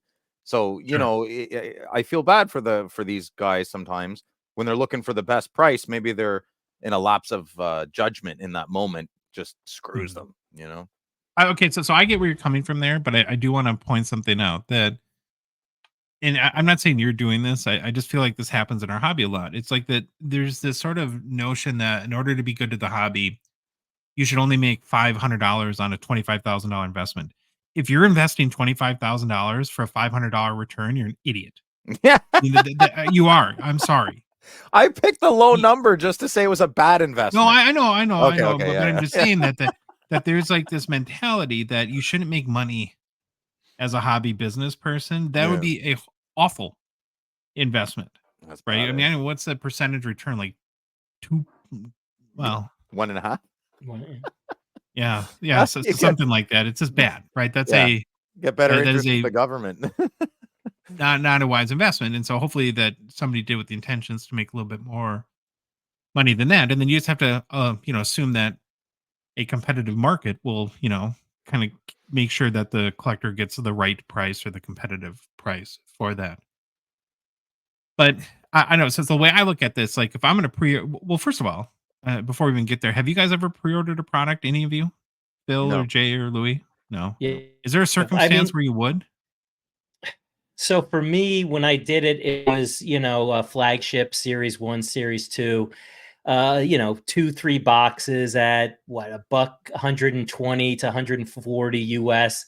Sure. So not, not up in this stratosphere. And that's kind of my limit. Like you kind of said it. I don't like my money being tied up for weeks and months because I do a lot of activity as far as buying and selling cards. So why tie it up when I'll just wait for it to be released and buy it when it comes out? I'm not one of those FOMO guys, or FOMA for Connecticut. I mean, for Canada, A at the end, no big deal. There you go. Yeah. So no, I typically don't. Low end stuff for me. That's it. And literally, I think it was 3 times. That's about it. I think that you had heard too that maybe a number of people had given this guy cash too. Is that right, Phil? Yeah, that was all cash from my friend. The second friend I know, I don't know. I really hope it wasn't cash because the second person I don't know that well, but I know that happened, was 4 times the amount was almost 100,000. Yeah. Wow. Yeah. Phil, can I ask you a question, Phil? Sure. In Canada, do you guys have like your court systems? Do you have like a small claims court where someone like that can go and it's not a big, dollar amount? It's quicker 5,000 and less. Okay. 5,000 and less. Yeah. And then I just don't. It's just a money crime. Like he would get arrested, but I don't. You get a decent lawyer, you just come walking right out. You probably go out for dinner the same day. Yeah, no problem. Yeah. Front row to another Kraken game, right? Next day. Now, if he gets convicted, if a person got convicted, that would be, theft over $5,000. I believe that would be a federal indictment. And, I don't know, it probably wouldn't be good. Yeah. Louis, do you have a Law and Order drop by chance? Because right there was the spot. That would have been perfect, right? Yeah. Probably copyright though. So if I was ever to do a pre-order, I don't imagine I would, but to me, it's like, especially after this experience with the whole Bedardapalooza thing, I'm doing it here's like my rules for doing it. Number one, I'm 100% doing it on a credit card. Yes.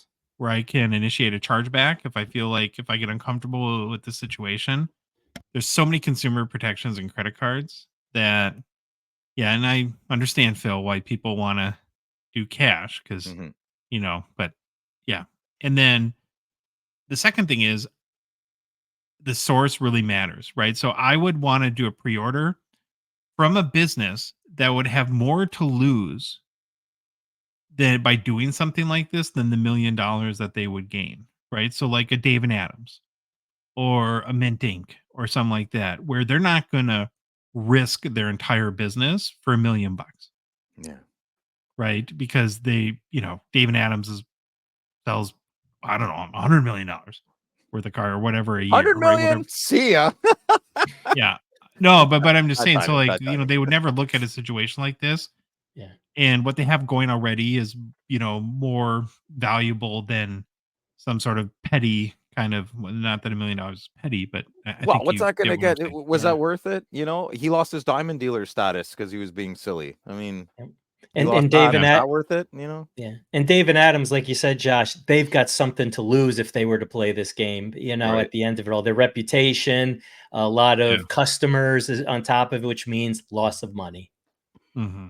Maybe that should have been a flag on the play when he lost his diamond dealer status. Kept selling, but you don't want to judge. You don't want to judge there either, right? Like, I don't know. It's messy. It's dirty. Ugh. Well, when you're handing someone $25,000 or $100,000, I think all this stuff really matters, and you better have a good feeling about that. And who you're giving again, it to. Yeah. I wouldn't give it to just any Joe Blow. It would have to be somebody reputable. I mean, I wouldn't even, it's no disrespect to any of them around me, but I probably wouldn't even do this with any of my local card shops. So, well, if you're giving somebody, think about that. If that was in May, so what is that? May, June, July. That's a 5 or 6 month $100,000 interest-free loan. right. That's insane. Yeah. Go buy a Lambo. Yeah, well, no, I mean that's like that's crazy. It's almost unheard of, right? And it makes me wonder too if almost we should put the kibosh on pre-sales in general, or if Upper Deck should do that. Well, I 'Cause, tried. mean, I tried once to do a pre-sale at my out of the box. Thank you for the accessories rip party. And Dan, one of the owners, said, "No, Phil, can't take your money today. We don't know how much. We don't know allocation yet."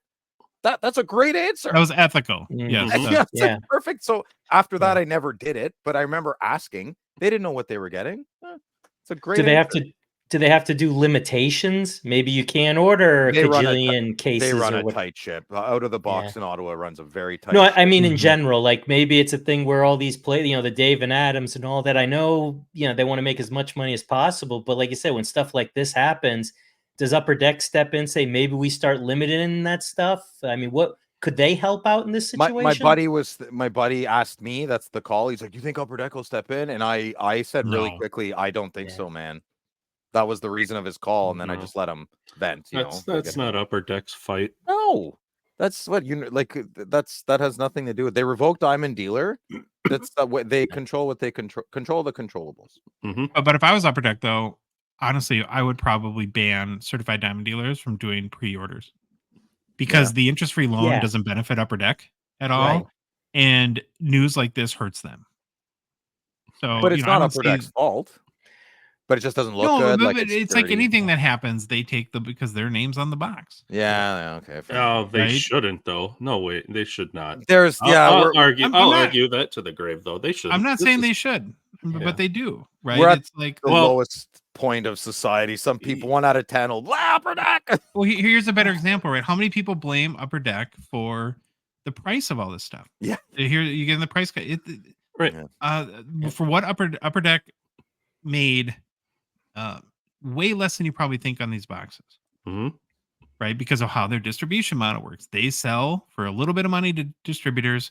Distributors sell it for a little bit more or a lot more to card shops, and then card shops sell it for a lot more. And that's why, the boxes end up being 3 times or more than but when people complain about the price, what's the first words that come out? Why is Upper Deck charging so much? So it's the same thing with pre-order, right? It's because, and I'll give you the same argument, Louis. It's like Upper Deck isn't charging what people are charging, but their policies and their business decisions are allowing the price to get to that point. And so, if they're going to allow certified diamond dealers to do pre-orders, then they're probably going to take bullets too. And I just don't see how it benefits them. Now, no, and I see how it benefits their customers. What business wouldn't want? Phil, you own a business.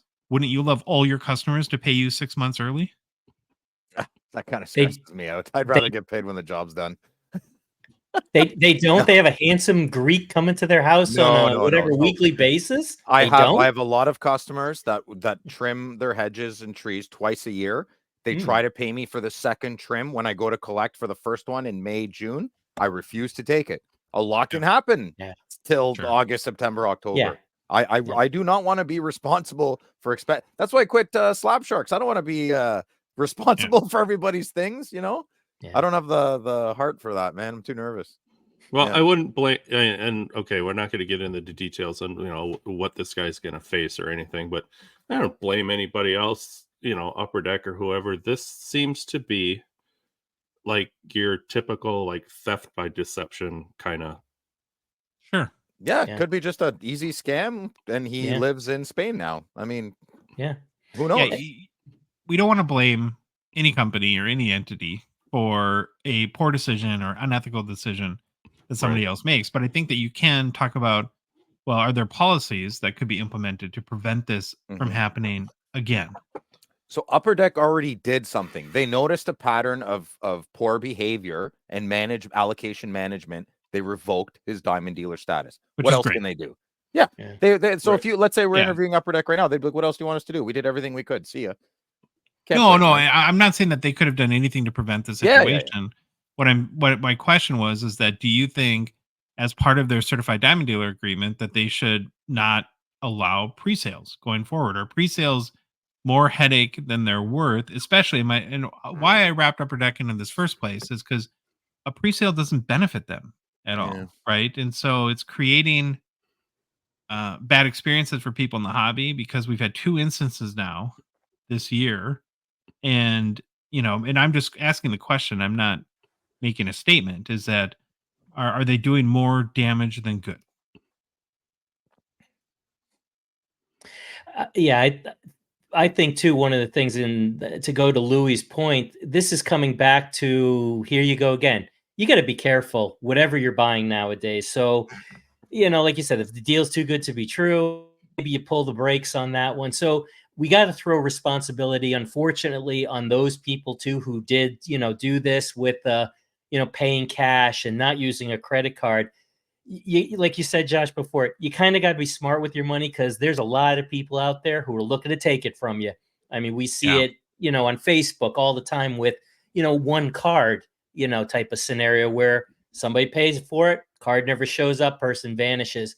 Why wouldn't we escalate it to $1 million? Right.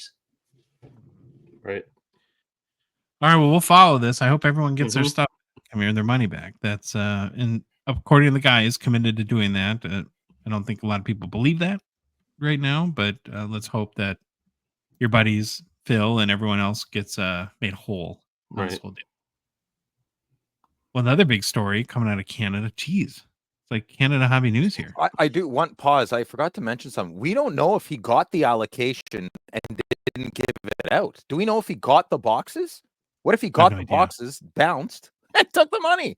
Yeah, then he sells the boxes. Right? I don't know. That's the nightmare here. So if you start seeing big box sales coming up for maybe a little cheaper than normal, some weird activities going on. That's what I. Yeah, but then wouldn't Upper Deck come after him though for the money? Dude, you could sprinkle this. Okay, let's say he lives right in the greater Montreal area. He obviously could. I'm just throwing hypotheticals out here. He could have a group of 6 friends. 6 friends can make Kijiji ads and Facebook Marketplace ads selling random boxes. You bleed it dry. You don't go for the big money shot. There's a way to do it. I'm just saying, in the next 2-3 months, if you start seeing new people in the hobby selling great deals on SPA, something's weird there, right? One last question on this topic. When Upper Deck sends out a product like that, obviously, all the boxes in there have barcodes on it. Outside the box has barcodes.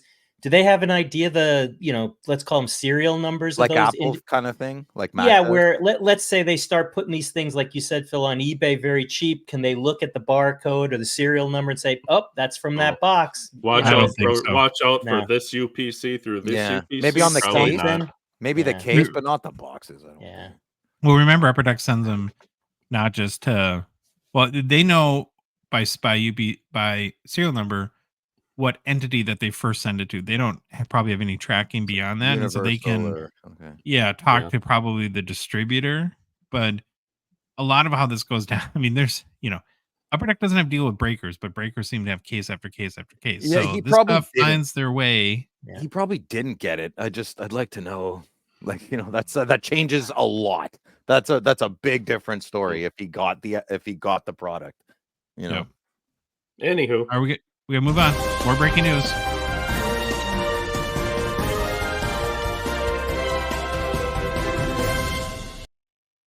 This breaking news comes to us from north of the border. Thankfully, from Canada here to file a report. Apparently, it looks like Canada Post, Phil, might be striking. Is that going to go down? Yeah, I think I'm not really good on this union stuff. It stresses me out. You seem to know more about it than I do, Josh. Well, you can hear shock and from the hobby world in the hockey hobby, because a lot of hockey cards get moved through Canada Post, of course, very expensively from here in the U.S. I can say that. Well, what I did learn is 95% of Canadian postal workers voted to strike, and their union, the Canadian Union of Postal Workers, voted to, or sent the strike notification, which kicked off, I think, or initiated a mandatory cooling off period. If the union and main office cannot come to a resolution during the cooling off period, then there could be a strike as soon as today. So, Phil, how big of a disruption is this going to be in Canada? Is this a big topic right now in the hobby world? I just found out about it yesterday from my LCS owner. I'm very confused in my country. So here I'll peel back the onion of Phil of not being Canadian on this moment. I don't know. I don't understand who's going on strike. My post lady does not work for Canada Post. She's a contractor. My post office is run by, in Canada, we have pharmacies called Shoppers Drug Marts, and Sure. and the post office is run by the Shoppers Drug Mart employees. We also have another pharmacy called Rexall, and our post office is in that pharmacy. So I don't know it must be rural routes. It must be little towns, because I have not seen a Canada Post employee in over a decade. So Well, what I read is that both rural and urban postal workers voted with both 95% to strike. Yeah, well, I guess they're just not happy. I think my whole life, the teachers union and the postmen and women are never happy, and this always happens. So will it affect cards? I don't know. I got an eBay card today from FedEx. I don't understand. I bought it from eBay, but it came from FedEx. And then They're go ahead. Hedging against that. Maybe they're kind of No, reroute it stuff. always happens. Sometimes UPS, sometimes the Canpar. I get the Amazon trucks that deliver my Amazon once in a blue moon. They deliver me cards on weekends. I don't know how this I know we're paying a lot more money than we should be, and that's probably what's going on. Okay. I hope too that if they do go on strike, that cards that are in transit don't get stuck for people. Oh, could you imagine? You must have thousands of cards in transit, Phil. I'm sure that'll be contracted out. I have quite the mail day piling up. Yeah. So we'll follow that. Hopefully Canada Post remains open so I can send my $17 single cards from the United States. Amazing. Who added the Bauman University story here? Oh, I did. I added. Okay. I contributed. Yeah. So, I mean, I'm gonna murder this really in a bad way. But so I was reading this week. I don't remember on what website, but Bowman University. Look at this. Good listener, producer Louis put out Bowman University Chrome trading cards. There's 2 autographs in every box. I love college football, but I'm not going to buy that. I like betting on college football. Can we say that? I don't know. And so I thought, because we talk about NCAA and now the OHL, the OHL, the Canadian Minor Hockey Leagues. Yeah. CHL. Could you imagine? Thank you. Could you imagine like Bowman Chrome NCAA? Like, wouldn't that be amazing? And it sold out. It sold out. It wasn't an instant sellout, but it like other highly anticipated releases. But this set featured licensed college football players. It adds to the appeal. It went for about $130. The hobby jumbo boxes, I don't know what that means, were about $200. I don't know, man. It just got me really excited, and it seems to be very well received. I don't know if hockey would be, but I would definitely be a buyer if this happened. I think a big thing with these university products too, like for Tops and Fanatics, is it enables them to strike very early relationships with players. And so beyond the success of a product, I think that's a strategic Smart. decision for them or opportunity for them to do that. I would love to see NCAA hockey. And I think, isn't that vote supposed to happen very soon? soon. Where Nice. like in the next week or so, I think if that goes through and we allow CHL players into American universities, that makes the idea of an NCAA hockey card so much more likely, because then you're going to get the Gavin McKenna's and Michael Misa's, all the top Canadian prospects, potentially at college here in the US. Do you think, though, what's so interesting about that? So let's fast forward 5 years, okay? But with the players we have today. So let's say we have Bowman Chrome University, NCAA, and we have a Bedard in there, right? His Young Gun is still probably going to be worth more than any Bowman Chrome card, unless they change it, right? Unless they create a new Young Gun thing. Or does it become like baseball, though, where you have the whole like prospecting thing, the Bowman first.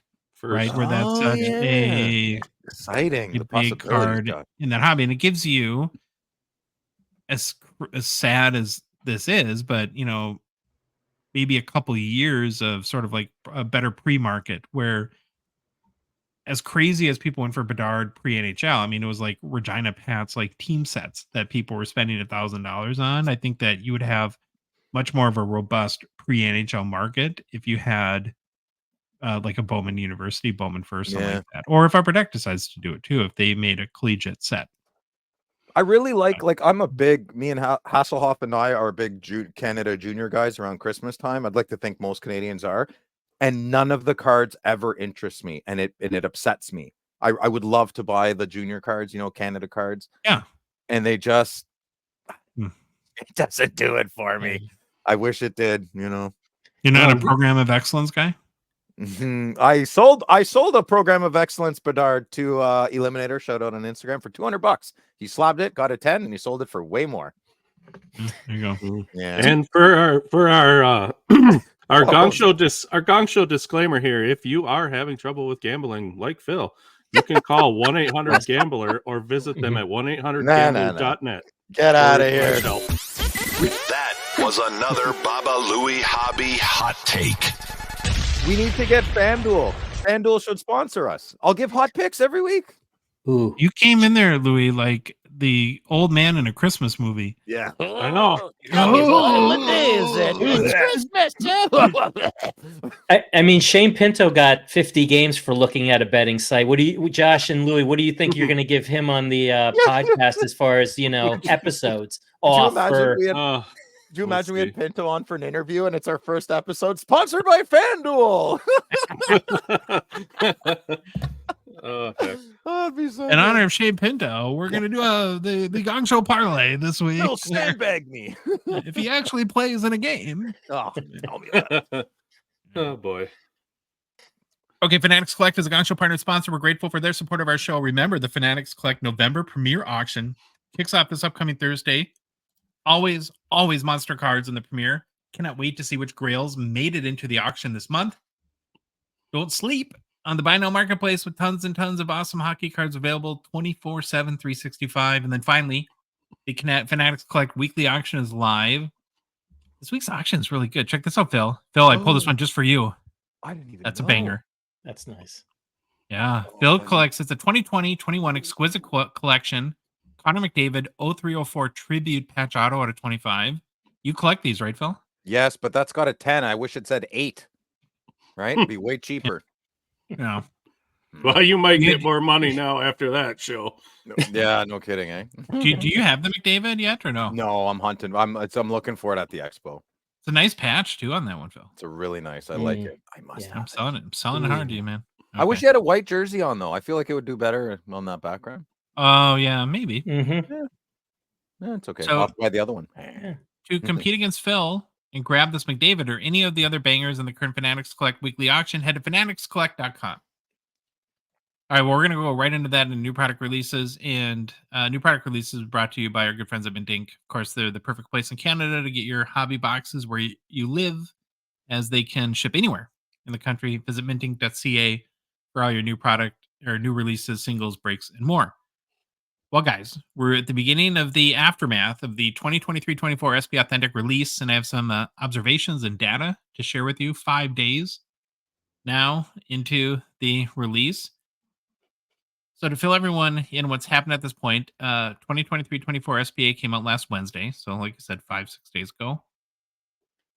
His future, now to this point, so we're at Sunday when we're recording, his Future Watch Auto out of $9.99 only has 2 paid for eBay sales at this point. What? After 5 days, Weird. 2 have been paid for. Huh. The first sale was the card we're looking at right now on YouTube. It sold on Halloween for $4,312 US. Way lower than we all guessed a couple of shows ago.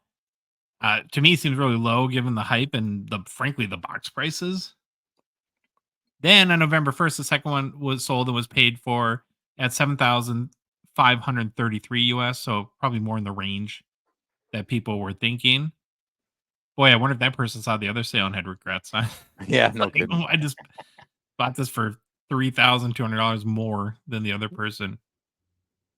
And at the time of recording, there's 9 additional cards of his Future Watch Auto at a $9.99 for sale on eBay. 8 are buy it now. Asking prices range from $6,000 to $17,000 US. There's one auction at $5,450 US currently at the time of recording. Ends tonight, Sunday night, so it'll be over by the time people see the show tomorrow morning. There's one Future Watch Auto inscribed up on eBay. Asking price 100,000 Canadian, so that's like 71,600 US or something like that. Seems very aspirational for that price at this point. That's 34 out of 999. I mean, it'd be cool if it was number 1. I could kind of get that, maybe. yeah. Oh, you got. This reminds me of like. How about if it was 98 out of 999? Oh, that's right, Jersey number. Yeah. Mhm. I'm not. I'll a never jersey get number that. guy. Are you, Jay? No. Are you a jersey number? So no, I'm not one of those guys because I don't believe in paying premium just because the card was stamped with that guy's jersey number. Yeah, Still yeah. the same autograph, the other 998 of them, I'd rather 1. I'd rather 1 out of 999 than jersey number. Seriously. or 999. Yeah, Mary bookends. Yep. Bookends. Yep. This reminds me of Phil. You know the guy that was. Didn't he pull like the exclusives jersey Yeah. number when it came out? Jersey number exclusive Bedard, and he got. Well, I'm going to screw up the numbers. What did he? He got 80. Well, he posted for like 85,000? $250,000 or something like that, and then it But never sold, right? No, he got an offer. They got a legit offer. Wasn't it like 75, 85,000? And We were didn't all take laughing it. in the group chat, and he didn't Yeah. take it. And he messaged me for advice. I'm like, take the money. You messaged Yeah, no me kidding. for advice. I'm telling you to take it. He didn't take it. It's not worth that now. I'll tell you that much right now. No. So again, it seems like very aspirational to get this price, but who knows? Then here's kind of the craziest one. Now, this hasn't been paid for yet, but an offer was accepted on his Future Watch Auto Black Mystery Parallel, which is an SP, for $10,000. I don't know if that's the right price or not, but that would be the highest sale, assuming it gets paid for. But we'll see. So that doesn't always happen. So I want to start the discussion here. Given the hype for this product, people had spent $1 million in pre-orders with just one guy, like we talked about a little bit in hobby news. 2 sales of his Future Watch Auto? That seems really low, doesn't it? That seems weird. It seems peculiar. It doesn't seem low. It seems like something's wrong. Well, I don't know. Do you think people are just, we had a high prediction on the price on this card. Do you think people are just sitting back to see where this thing's really going to settle in maybe first before everybody going in on it? There's action, man. It's just got to be in person, like a Toronto hotbed, maybe like breakers. I think there's a lot of weird things going on right now with these cases.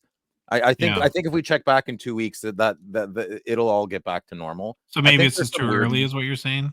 Yeah, there's some weird vibes going on right now with what happened with the Brown thing, and I don't know. I think maybe people are just kind of waiting and seeing. There's got to be in-person action that we can't measure. There has to be. Aaron Lapper 30, right? Aaron, yeah, great guy, yeah, he's a great guy. He did he had an Instagram story that was interesting. He's known he tracks a lot of data, does a lot of analysis. He's a researcher. Yeah. He said that he looked at sort of like the typical ratio between a Young Guns value and a Future Watch Auto. And he said, based on, I'm quoting this correctly, that based on Bedard's current Young Guns values, Future Watch Auto should be selling for about $1,600. Oh, I like it. Okay. which would be like a settle. I mean, it's not going to out of the gate, and You could settle at that's that though, eh? boy, those box prices better come down then, though, because Right. that's crazy. Yeah. Yeah, yell at Upper Deck. I mean, the distributors. Oh, right. It's all their fault. So, Jay, would you have expected more secondary market action to this point, or no? No, I don't think so. I think one of the things too we got to kind of look at is the fact that all the other product that came out before that everyone overpaid for, and kind of maybe a lot of people got burned and got a sour taste in their mouth. So maybe they're saying, "Hey, let's listen to the Gong Show and the Cookie Sniper podcast. And let's hold on for a while and." Let's wait and see what this thing's going to do before we go out and spend, our hard-earned money. I also think timing's bad. You're getting into the holiday season. You get, a lot of people got to save up for presents and dinners and travel and all that stuff. There's not too many people that can drop, $5,000 on a card, every single day. So I think it's a combination of people are kind of tired and they're waiting to see what it does. And like I said, end of the year, holiday time, just my guess. I think there's some good thoughts there. I would love for people to listen to my show, listen to our advice. I don't know though, because like I look at like OBG Platinum, there's already 5 sales over $5,000, right? For that, and maybe that has something to do with it too. Where we've had Ice, we've had Platinum come out, we've had what was the other one? The other 2023 release kind of smashed in there too, and then you have people going bonkers for Lane Hudson, that as well too. And I'm just wondering too if his start to the season could have, he hasn't been bad. He's got 3 goals and 9 points in 12 games so far, but he doesn't have 10 goals. And with his pricing, at some point he has to be like leading the league by a landslide in order to justify these prices, right? Right. I would agree. Yeah. Yeah. I think we're going to get into this later with one of the questions, but I totally agree with you on that. I think, maybe the hype's starting to die down a little bit. Not saying he's not a good player, but that over the top hype, if you would. I love the injection of excitement and enthusiasm in our hobby. It does have its pros and cons, but overall, I think the Bedard Mania is a fantastic thing for our hobby. I love watching. I love watching from the sidelines. I like talking about this. I like seeing. I mean, I don't like the prices. Yes, that's the most negative part, but there's nothing you can do, man. You want to make changes in the pricing, approach Upper Deck with a better distribution model and hope they take it, right? But it is what it is. We live in what we live in, and just watch, be an observer. You don't have to get mad at things if you're not being forced to buy them. So maybe there's not a lot of future watches cracked yet. Maybe there's just not that many. Well, like I said, there's 9 on eBay, and so I don't know how many are in Facebook groups or something like that too. It's not that many though, man. Yeah, I've only seen the other product. Sorry, go ahead. Go ahead. No, I was just going to say the product I forgot about was metal. So basically the past month we've had platinum, metal, and now SP Authentic. Yeah, it's a lot. As Karn Rye from Slapshark said on our show a long time ago, like there's not an infinite pool of money in the hobby. Mm-hmm. So all these big Bedard spenders, it's like how many $10,000 cards can you buy every week? Josh, did you say the Future Watch Black was going for 10 grand? This one right here on the screen has not been paid for the last time I checked because it just sold today. But I wanted to talk about it because that would be the biggest sale if it gets paid for. And so my experience tells me it's 50-50. And I'm checking right now while you're talking. I would pay in a heartbeat the $10,000 for his Future Watch Black over $5,000 for one out of 999. I would pay double that price. Would you rather 2 regular Future Watch Autos or this one black? Come on, it's a no-brainer. I love this card. Like if I'm like putting an investing hat on, which I never really do in the hobby anymore. The thing that scares me about it is that it's not numbered. Right? It's SP and that it's not paid for as of right now. When we're talking, but I see your point though. I mean, it's very good logic. And one of the questions I wanted to ask you guys is getting back to, okay, we've had 2 sales, one at like 4,300, one at 7,500. This unpaid, offer accepted at 10 grand. If you guys now just put your assumption, or if you guys were in the market for Bedard, just that hypothetical, let's say you wanted to buy this card, what, and not the black, just the regular one, Phil, what number are you comfortable at? Like, what number would you want to spend to get one of his just plain Jane out of 999s? I would $800.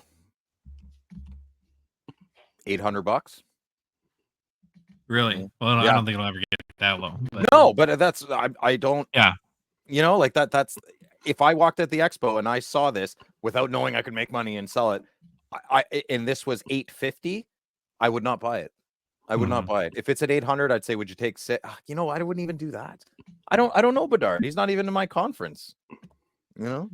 I think to me, I'd be comfortable with probably like 2,500. If I really wanted it, I think that's a price that I wouldn't feel like I'm going to lose my shorts on. But what do you think, Jay? Yeah, for me, wow, that's a great question. Jay, here's a follow-up question. What does like say a Austin Matthews raw one go for? I just don't have any of the info in front of me right now. What's the average on that, would you say? A lot. Yeah. Oh, I don't know, $1,000, $1,500. We can look that up while you're talking. Yeah. Yeah, and I think that's my thing is I know this guy's got all the hype surrounding him, but if I'm going to shell out that kind of money for a card, like you said, he's got to have done something at this point. So if you're asking me, where's my comfort level with this? Oh boy, I'm probably somewhere around where Phil is, around 750 to 900, just because, yeah, I don't want to buy the hype before he's done something. So I would rather put that couple of grand into, you know, a proven guy. A Bergeron.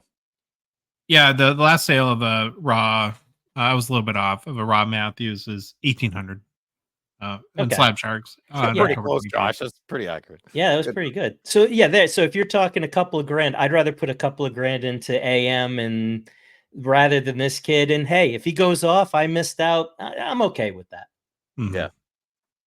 All right, some more data to go through here real quick.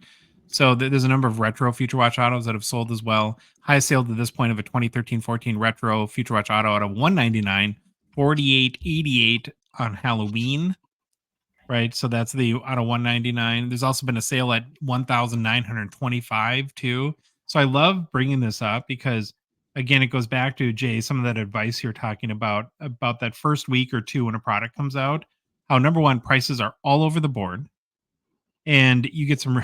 So someone paid more for this than his base Future Watch auto, which we know as time goes on is never that won't end well, right? In that regard, because even though the retros are lower numbered, the true rookie auto is the base and will typically, or 99, I guess 0.9% of the time, carry higher value. And then you get like where there's basically a $3,000 difference in one card in what people are spending. And so I think people like forget sometimes that this card, there's 200 copies of this card. It's not going to be so rare that the first day you've got to jump and spend $5,000 to get it. Right. Yeah. I think, like you said, I understand the whole thing that, look, I want to get maybe the first one that's sold. Okay, maybe somebody will, that's a trophy for them. But boy, oh boy, when you look at the history of these types of cards, and especially the hyped cards throughout history, there's not too many of them that kind of stayed up there. So that's why, like you said, it's a lot of hard-earned money going out the window for a gamble, if you would. The other retro is the 2003-04, so that's out of 99. High sale so far is 41.25. It's a nice card. You like that one, Phil? Yeah, I really like that card. Yeah. Yeah, ever since I saw that Bergeron of Jay's in his pick, I was like, oh, that design is really sweet. And then I realized that this was one of them. I like it. Good point, Louis. Yeah, it's nice auto too. It's early in his auto session, clearly. Yeah, there's a lot of people been commenting, showing pictures of the evolving auto through the 1,000 Bedard Future Watch autos. He's a kid. I'm the biggest snob too, but like we're dads. He's a kid. He's a child. Let him figure it out, Yeah. So got to talk about, if we're talking about Future Watch autos, got to talk about flops too. Love flops. Couldn't find any true flops that have sold at the time of recording. There are a number of the 13-14 retros. So there's one live on Slab Sharks, that this one right now that's currently about 4,000 Canadian, ends on Thursday. It'll be interesting to see where that one ends up. There's 2 others in the 13-14 retros on eBay as well. I think somebody's asking for 100,000 for one, which is not going to happen. Check's in the mail, bud. Yeah. It is weird to me that I haven't seen the out of 100 go up for sale, at least on eBay. Now, of course, there might be some floating around on Facebook groups and stuff like that, but that I haven't noticed. So can't wait to see that. And then finally, looking at SBA sales outside of Bedard, which there are other players in the set, which is amazing. But there's only one other player card in the first 5 days that has sold for more than $1,000 US to this point. It's this Adam Fantilli Future Watch Auto at a $9.99 that sold for $1,150 US on November 1st. But this is it's the Wild West, the first week of a release. Someone also bought the card the same day for $400. I love it. Oh, I love it. I love humans. We're the best. We're the best. Oh, boy. Right. Oh man. We're So again, there's your 5-day analysis of 2023-24 SP Authentic. It's very early. A lot will change. Things will shake out. So keep that in mind. But I don't know, what are your key takeaways, Phil, so far? My key takeaways are: I'm a big fan of none of those polka dots from last year on the Future Watch Autos. Thank you, Upper Deck. Yep. They're much cleaner this year. I like it. Another key takeaway would be just relax when even if it's your favorite set, if you have SPA tattooed on your butt and that's your everything, wait a couple weeks for the card you want. Let the dust settle. Let crazier people than me and the boys do their crazy thing and then roll in softly, Stop Or the FOMO. Yeah, well, there's a flip side to that too. Sorry, Louis, I didn't mean to cut you off. Is if you pull one of these, sell it and then buy it back 3 months from now and have $5,000 in your pocket and the card you pulled in the first place. Yeah. What do you think, Jay? What are your takeaways so far? So I'm going to go a little bit different from what Phil said. Not a big fan of this design. It's okay at best for me. I kind of like the 1920 design better, that more all white feel, and leave that autograph area white and not, in the player's legs. As far as this card, not a great autograph for me either. But like you said, I think at the end of it all, you really got to just kind of, pump the brakes a little bit, let some more of these get in the market, let that, market effect happen to where it levels out. Like Phil said, I mean, if you got SPA tattooed around your nipple, I mean, hey, wait, guys, just wait. That's all I can say. But like I said, overall, it's a nice card. I'm going to definitely get a bunch of them, but I have other favorites that I'm looking for at the expo. I remember mintink.ca for all your hobby boxes in Canada and more. Okay. One of my favorite things when we have a guest co-host on is we like to talk about this with Jeremy Lee when he was on, and we did with Mike DiStefano and everybody else, is give our guest hosts the opportunity to put their imprint on the show a little bit and to lead their own segment and bring some of their content ideas to the show. And Jay has done that as well. And very, very excited to participate in your discussion about trading, right, Jay? The art of trading? That's what you said? Yep, I think so. So there you go. There's my picture. Nice. Oh, Jay. I thought that was appropriate. That we're talking about trading. So little Louie, little Troy, little Josh, little Phil. They're all outside with their hockey cards, and they're trying to make some deals. I mean, Phil's really upset because he's trying to trade that Heatley, but I don't know if anybody's buying it. And Louie's got the Bucky doll ready to go. So let's talk trading here. I just noticed. That's so good. Yeah.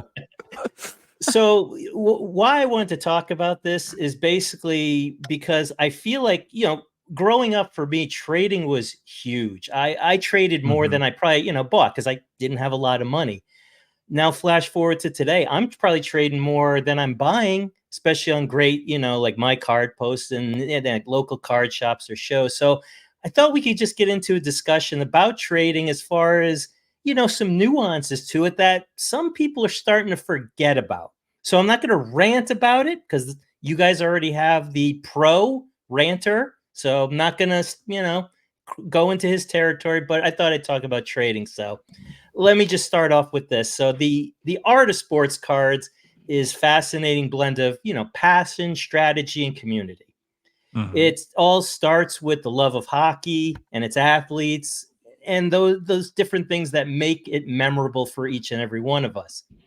Now, collectors seek out cards that capture iconic moments, rookie debuts, legendary performances, whatever the case may be.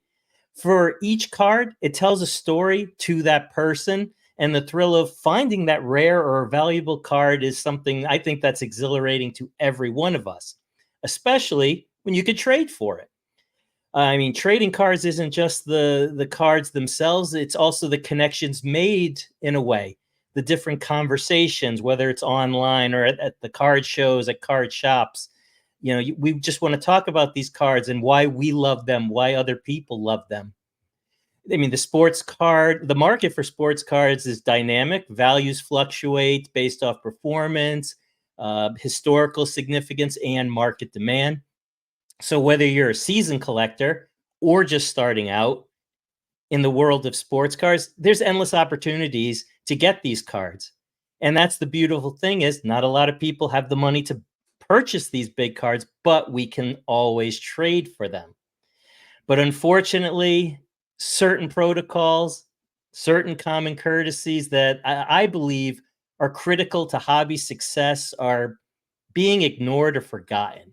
So I thought this was a perfect platform, an opportunity to have a little discussion on trading and the positive effects it can have on the hockey card world. So I'll start off before we get into our discussion with, here's a couple of my issues I have, and then I'd like to kind of hear your guys' take on either some other issues or maybe just thoughts on the issues I have. So the first issue I have is when a person offers a bunch of cards, cheap cards for one big card, especially if you don't have a conversation beforehand. You're just Hate assuming that. you're just assuming the person wants to make a deal with you, and that's a waste of time. Then the second thing is when a person wants to use comps on the cards they want to receive from me, but then when you point it out to them, really give you a hard time on it. That bothers me. Then online, as you guys mentioned before in the news, things like ghosting is happening now, where you may start a conversation, then they just kind of disappear. Or you may have a deal in place and oops, that person's gone. In person, definitely don't expect anything. One of the things that really bugs me is I see at card shows a lot of times, quote unquote, influencers going around looking for better deals just because they're online. No, we're all in the community together. The fifth thing, don't be arrogant. Don't insult a person in a deal. Have a human conversation with them. You don't have to, be loud and boisterous just because you feel like that's going to help you get the deal. And finally, don't work with multiple people for the same card without telling all of them that you're doing this. Because That's a big one. I don't want to put the time into a deal, researching and all that, just to have you kind of pull the rug out from under me. So those are kind of some of the things I thought as far as, in the world of trading that were bugging me. So I'd be curious how you guys felt on this subject, whether it's something I mentioned or some other things that you guys thought of. I get a lot of trade requests on my card post, and most of them are, if I have a $150 card, people want to trade me 47 cards for it. Yeah. And I appreciate the thought. I appreciate people reaching out. But I don't know anyone that wants to trade one $150 card for 47 $3 cards. Yep. I don't know a single person. I don't think that person exists. Now, it does bring up, though, the whole concept of trading down. And what I've learned through this experience is it's not that it's a bad strategy. And actually, where trading down is very effective in a hobby is if you have a $5,000 card. $5,000 cards are really hard to move. And let's say it's a card you don't want on your PC. Like a guy like Sylvan would tell you, who's a dealer, that I would trade a $5,000 card for 10 $500 Young Guns that sell easy any day of the week. I just think that for cards like under $500, people typically don't want to trade down, especially if it's a $100 to $200 card. That you're going to have a very low success rate if that's what your offer is. And I think it comes down to, too often in trading, people look at it like they're trying to win. I'm going to win the deal versus looking at it like, well, here's what I collect.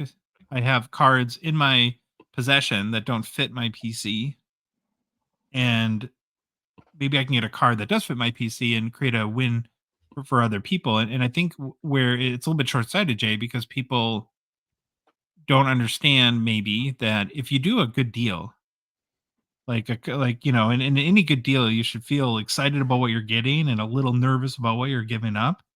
That the odds of you having a trading partner, like somebody you can do repeated deals with, because how I think that's where trading can get really awesome is when you have 15 people that you can trade with on a regular basis and in your stable of connections versus just trying to, you know, come out on top on an individual deal. So I that one really struck a chord with me. I like trading. I love trading, but I'm very careful who I trade with because my face shows quickly what I'm thinking. And if I think you're being silly, and a lot of people are silly with their trade offers, I'm out pretty quick. So I like more medium high end cards. I get a lot of offers to buy cards, and then I try to trade online, right? I'm trying to buy more. I'm trying to buy different cards that aren't senators to actually have them as traders. So when I see a good deal on Facebook, even if I don't want the card, and I know the person is offering a very good deal, I'll just buy it quickly to have a trader. Recently, I tried to buy a very expensive Brady Tkachuk card from a young person who got it from a break.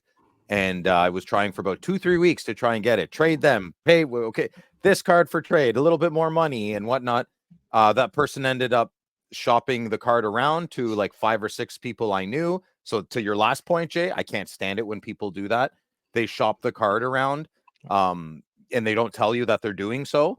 That is very frustrating. I lost the card over the difference of $30. So I didn't get the card, and I'll never, ever deal with that person again. So they don't know that I know how they operate. But my advice in this conversation is don't keep going back to the thing that makes you upset. So I do not trade or buy cards from people that don't give me a good experience. And people that shop cards around and pretend that they don't, I don't deal with them. Even if I want. You guys try to trade at the expo, or feel like, are you just a buyer, or Jay, are you just a buyer? Are you bringing cards to try to do maybe a trade or trade plus cash? I bring like 30-40 cards that I know the value, so I don't waste the dealer's time. But at the end of the day, I'll just buy the card. Those traders, so both, but I'm more 70% a buyer. Yeah, same for me. I'll bring the same thing, about 15 to 30 cards that I'm, bigger names that I want to use to get a big card for. Yeah. Same thing, cash trade type of thing. So yeah, that's definitely on my radar. I'm so out of the trade game. I bet you I haven't traded a card since the 90s. Honestly. Really? Oh, yeah. Didn't you do a trade with Josh like last week? No, we just give each other stuff. Yeah, that's true. We don't really trade. I know we're just family. Yeah. I don't need this big. Yeah, whatever. Yeah. What, Louis? What got you out of it? Just bad experiences? He's a bad negotiator. Honestly, no, nothing. I just haven't since I got back into doing this 7 years ago. I just haven't thought of trading. I just kind of buy what I want now, And, yeah. All right. Well, and then everything I have, I don't want to get rid of.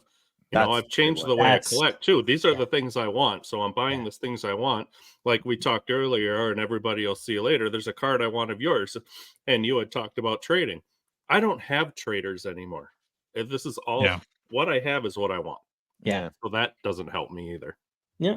No, and that's smart. I think that's something where you kind of have to be honest with yourself and say, look, this is how I want to collect. I don't have to fall into that kind of category if I don't want to.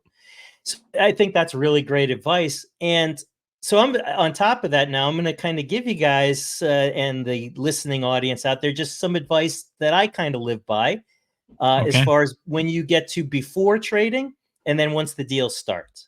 So before trading, what I always like to say is value your cards to trade if that's what you are trying to do. What I mean by that is you want to set values, whether it's based on current market settings, comps, things like that. But there's also a thing that's called a trade value. This is something I've talked about on my show a bunch of times that I don't know if people understand, in the sense that if I have, say, a $200 PSA 10 Young Guns card, fill in the blank of the name of the player, and I put it on, say, my card post for $240. People need to understand that, look, if you want to buy that card cash, I'm not going to sell it to you for $240. I'll sell it to you for the comp or what have you. But the trade value is the markup for the convenience of making a trade and not having cash come out. So that's why I always tell people, look, make sure you know what you want to get for this from a cash standpoint as well as a trading standpoint. So that's number one. Number two, and you guys have talked about this 100 times, countless times, is you got to present your cards for trade in the best way possible. Mm-hmm. You got to take good pictures. They need to be clear, show the entire card, front, back, edges, corners, what have you. Then make sure the card's in a clean penny sleeve, a new penny. It's a penny, people. Stop putting them in used penny sleeves. Then on top of it, the clean, top loader or one touch. Again, these things cost pennies on the dollar. Put these nice cards so they can display nicely. The third thing is you want to be sure that you want to move on from that card. I know sometimes we, put cards out there and say, I'm 50-50, but if the right offer comes along, and that's fine. But don't be 5% sure you want to trade it. Make sure you want this card to leave, because again, people are going to put time and effort researching and how they want to put the deal together. So just be careful on stuff like that. The fourth point is, especially dealing with, say, Canada, understand that conversion rate. Because, when you're talking, if you're adding money to the deal, you want to make sure both sides understand what the value is. When you're, if I'm saying $200 and I'm thinking it's US and Phil is thinking it's Canadian, now we're a little off now. So definitely make sure that's clear. And then finally, understand the shipping costs that go into once this trade is made, especially if you do it online. And that needs to be built into the trade as well. So, maybe one side, instead of giving a little bit more, pays for shipping, but you just don't want to leave the other side just open to, paying for everything and they're not aware of it. So those are just some of the things out of, before trading. I mean, I don't know if you guys have anything you want to add to that or any thoughts. That's great advice. On the shipping, I would add, because I'll get people that will want to trade like $20 card for $20 card, and I'm in the US and they're in Canada. And I'm just like, well, it's going to cost $15 or $20 to ship this. That's not a good, let's wait and do a bigger deal to make the shipping costs not 100% of the value of the deal. So, but I thought you had great advice, sir. Okay. Yep. All right. So now let's move on. Now the deal starts. Now I have like a little 9-point checklist that I like to do, kind of go through. I'll go through it pretty quickly. The first thing is we should listen carefully. Pay attention to the details about the trade being offered. Make sure you understand what cards or items are involved. You understand the values, and you just understand the deal. Take your time. You don't have to rush. Next, then, evaluate the offer. Consider the value of the cards being offered and compare them to the value of the cards that you need to give up. Think about factors like rarity, condition, and personal interest. So that's number two. Make sure, all those factors are in place as you're making this deal. Third, ask questions. If you're unsure about any part of the trade, don't hesitate to ask questions. Clarify any details that might be unclear. Me personally, if I'm looking at a card on eBay or online and the picture's not that great or what have you, I reach out constantly and say, hey, send me some more pictures, front, back, corners, what have you. Talk to them about where they got the card. Did they rip it? Did they trade for it? Did they buy it? All these things can factor into what the trade and a fair trade could be. Then fourth, be honest. If you're not interested in a trade, politely decline. It's okay to say no to a trade if it doesn't feel right to you, but don't lead a person on like we talked about, and maybe I might want to trade it or what have you. Just be upfront, be honest, but be polite when you do it. Then, as far as politeness goes, number 5, you want to negotiate respectfully. So if you think that the trade could be fair with some adjustments, suggest a counteroffer. That's what this hobby is. It's point counterpoint. So if somebody makes an offer you don't like, tell them this is where you would feel comfortable. But again, while we're doing this, let's be respectful. Let's have discussions. We don't need to just constantly be yelling at each other and insulting each other over trading cards. We're trying to have fun in this hobby. Am I right? You get yelled at when you're trying to make a trade? Oh, What's going on, Jay, when you're a deal world over there? Now, what are you trying So- to trade, man? Yeah. Well, here's the problem I run into is, like I said, I should say, the most valuable in my life is my time. I think you all can say that about your lives as well too. So when I go into a trade, the first thing I ask is, are you willing to trade this card? And like I said, a lot of I've gone down deals where it's like I've put deals together over days, and we get to the finish line, and the person goes, "Nah, I don't want to do it." I just wasted, hours of time on that stuff. So stuff like that really, really burns my britches. So that's why I just say, just be honest, be upfront. If someone says that to me up front, I'm good with it. We'll be friends and we'll be able to, move on.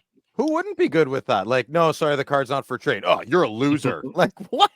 Like, You okay. would be, in 2024. Yeah, I guess. Yeah, that's unfortunately. I'm not saying it happens all the time, but it does happen to me. Like There's some I weird use stuff, my yeah. card post a lot, which you guys have talked to Mark. So that's really where I do a lot of this stuff.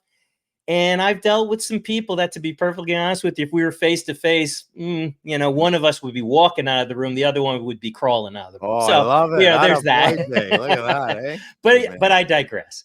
Jay's getting feisty. I'm I like feisty. That's it. And when I get to the end, I'm going to have some kind of rant. I don't know why, but Oh boy, here we go. Let him go. Let him go. no. So then the next thing, point number 6, is be sure to check the authenticity of this card or the cards. Ensure that the cards being offered are genuine and in the condition described, whether it's through pictures or however you need to. If you take the card out of the case at a show and look at it more in depth, definitely do so. And I've always said this is really important when you get to those high value trades. You're putting your hard-earned money. I know it's a card, but it's still your hard-earned money at the end of the day, and you want to make sure you're getting in return what it is and not what it is presenting itself to be. Now comes the fun part. Point 7. You got to make a decision.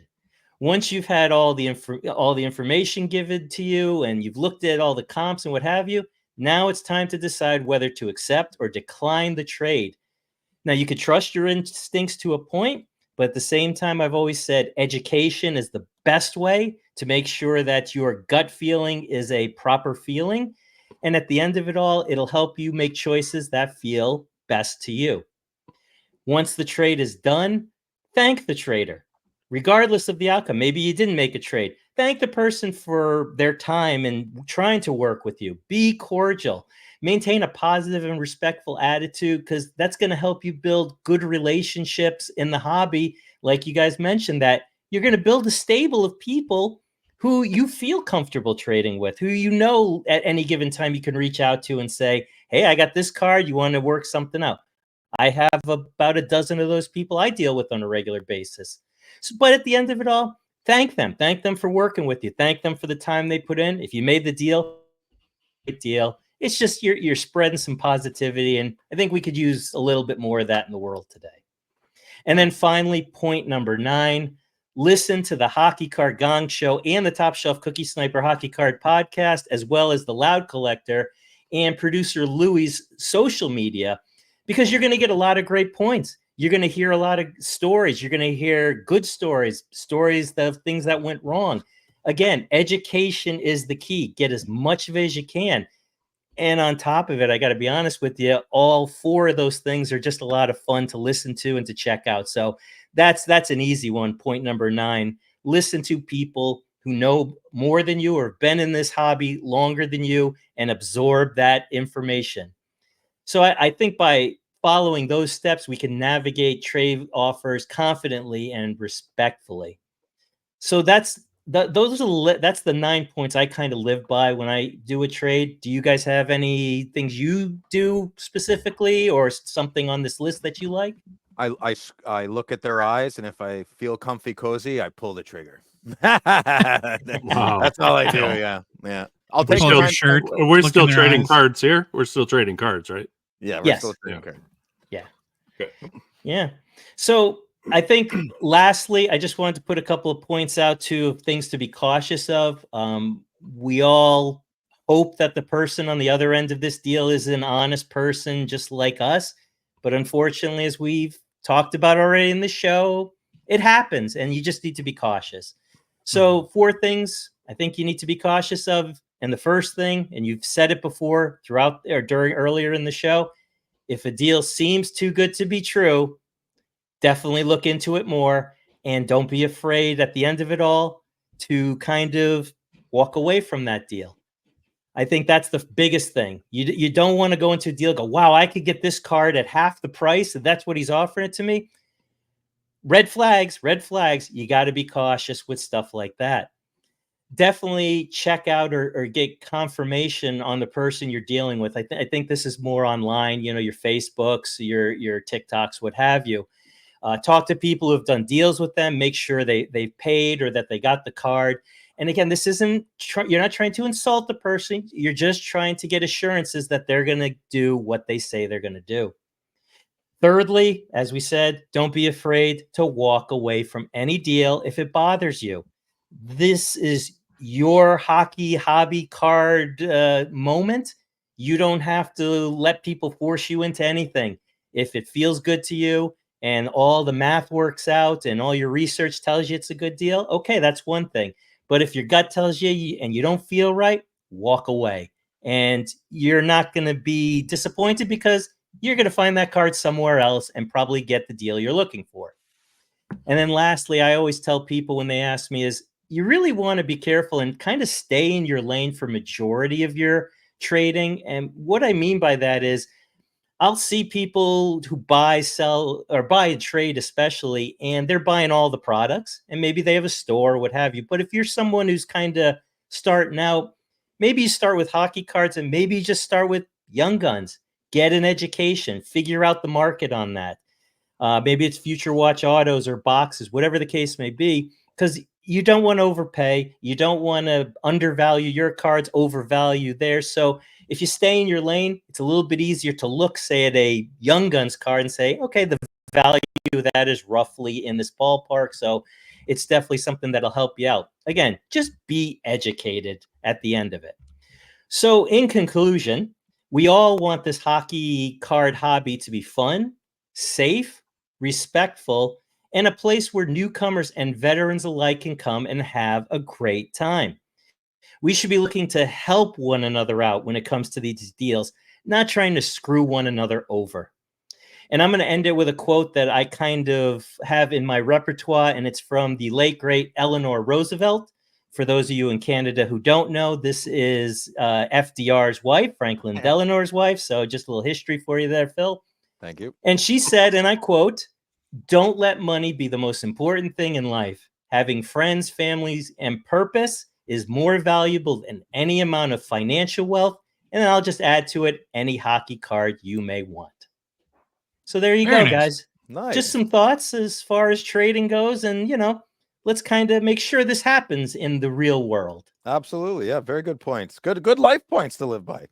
Good life points. Hey, Baba Louie, what are the odds that Phil looks up Eleanor Roosevelt as potential stepmom opportunity later tonight? I know who Eleanor Roosevelt is. Mhm. Yeah, you're a history guy. I like that. That's I am it. too, I guess Phil. so, I yeah. like that about you. No, very good points, Jay. And again, it's be a good actor in the hobby.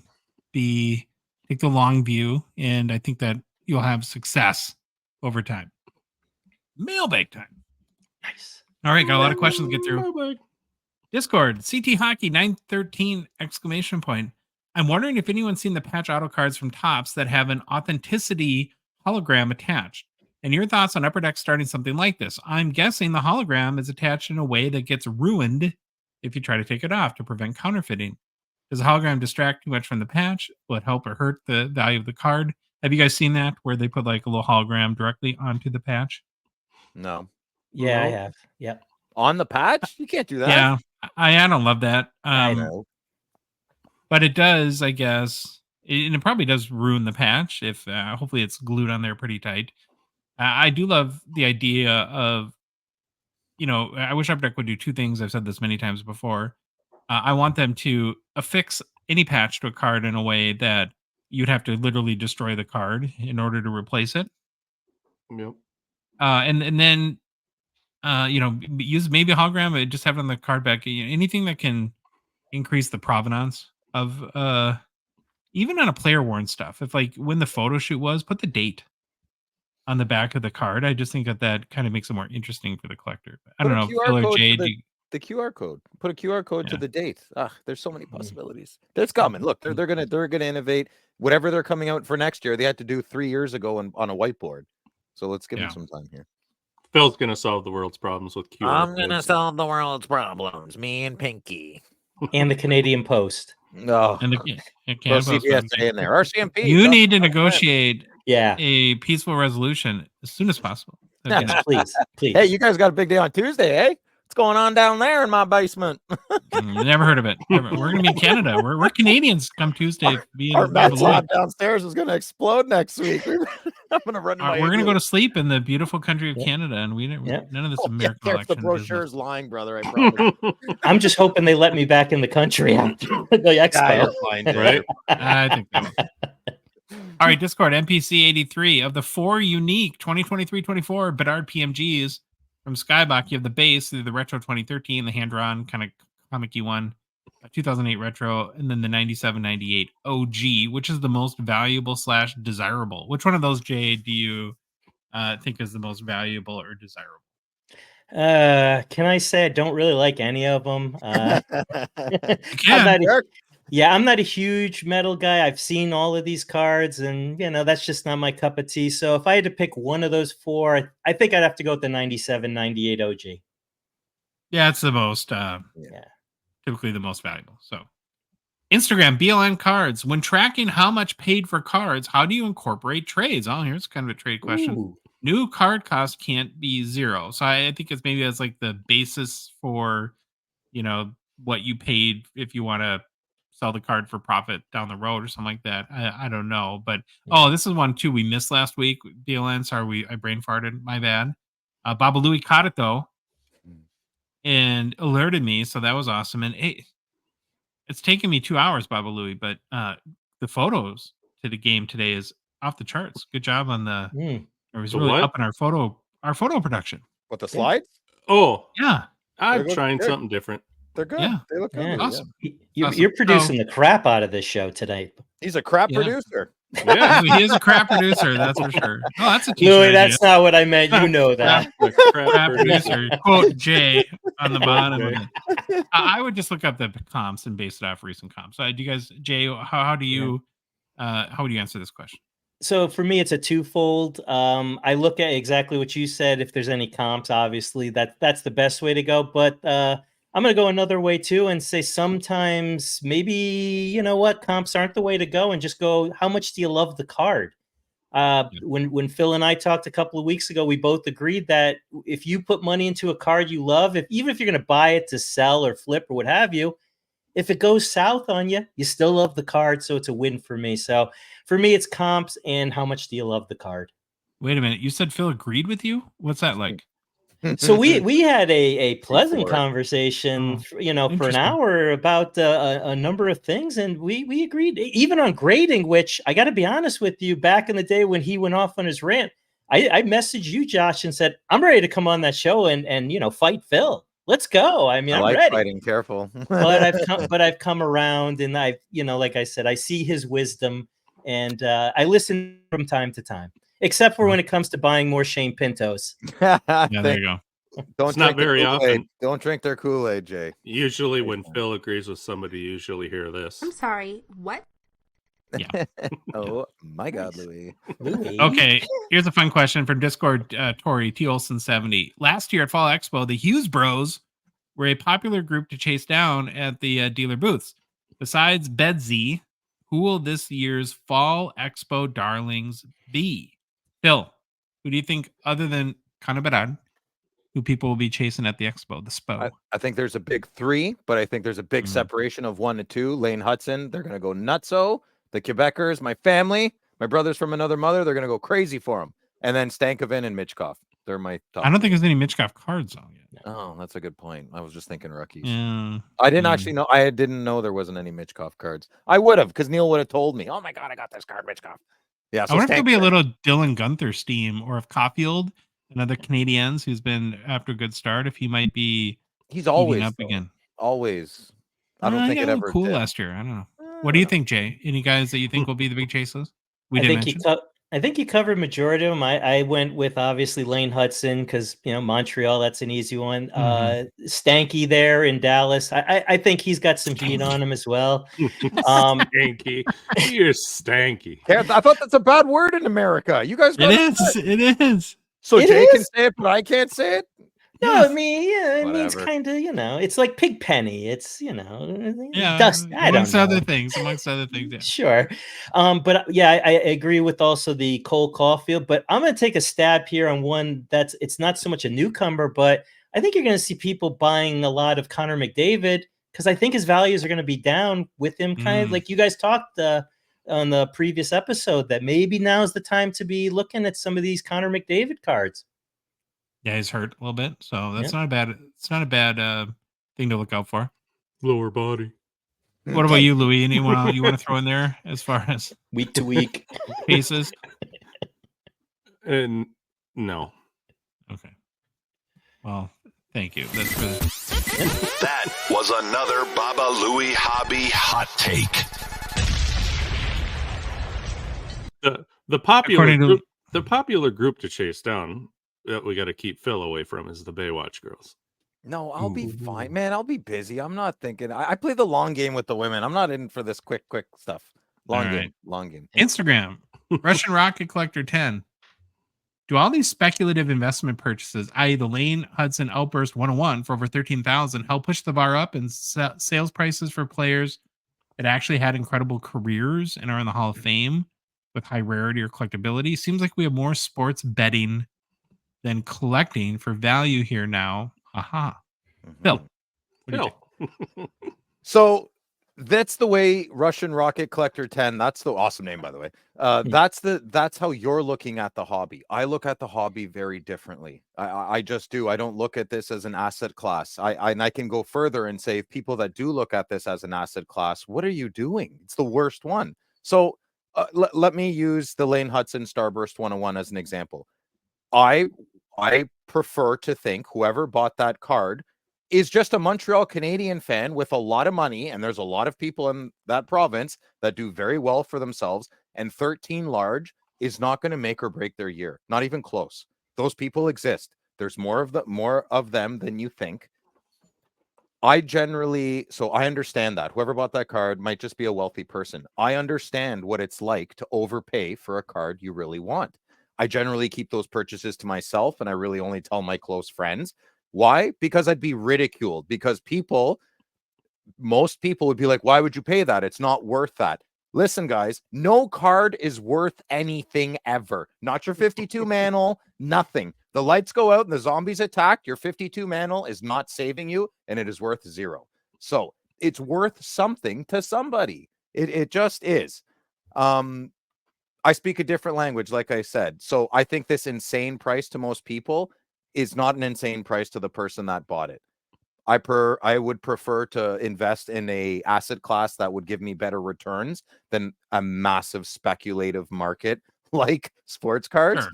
But so I love the question, Russian Rocket Collector 10, and I also love your name. But just everybody, good listener included, keep in mind, not everybody looks at the hobby that spends a lot of money in it the same way you do. So, Yeah, I like that, but it's like maybe the guy that's buying $2,000 caviar. Yeah, and just eat it. It becomes like a talking point or bragging right with their friends. It's like, look what I have.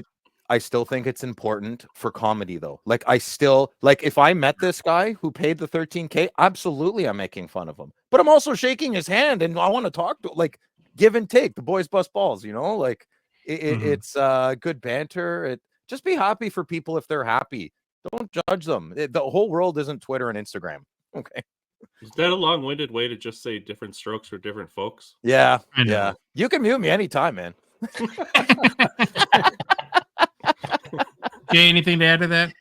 Yeah, I think I agree with what Phil's saying. For me, it's a little bit different because I'm a little bit more of a hybrid collector. So I do buy and sell a lot, but the idea behind that is I buy and sell to then put forth towards cards I really want.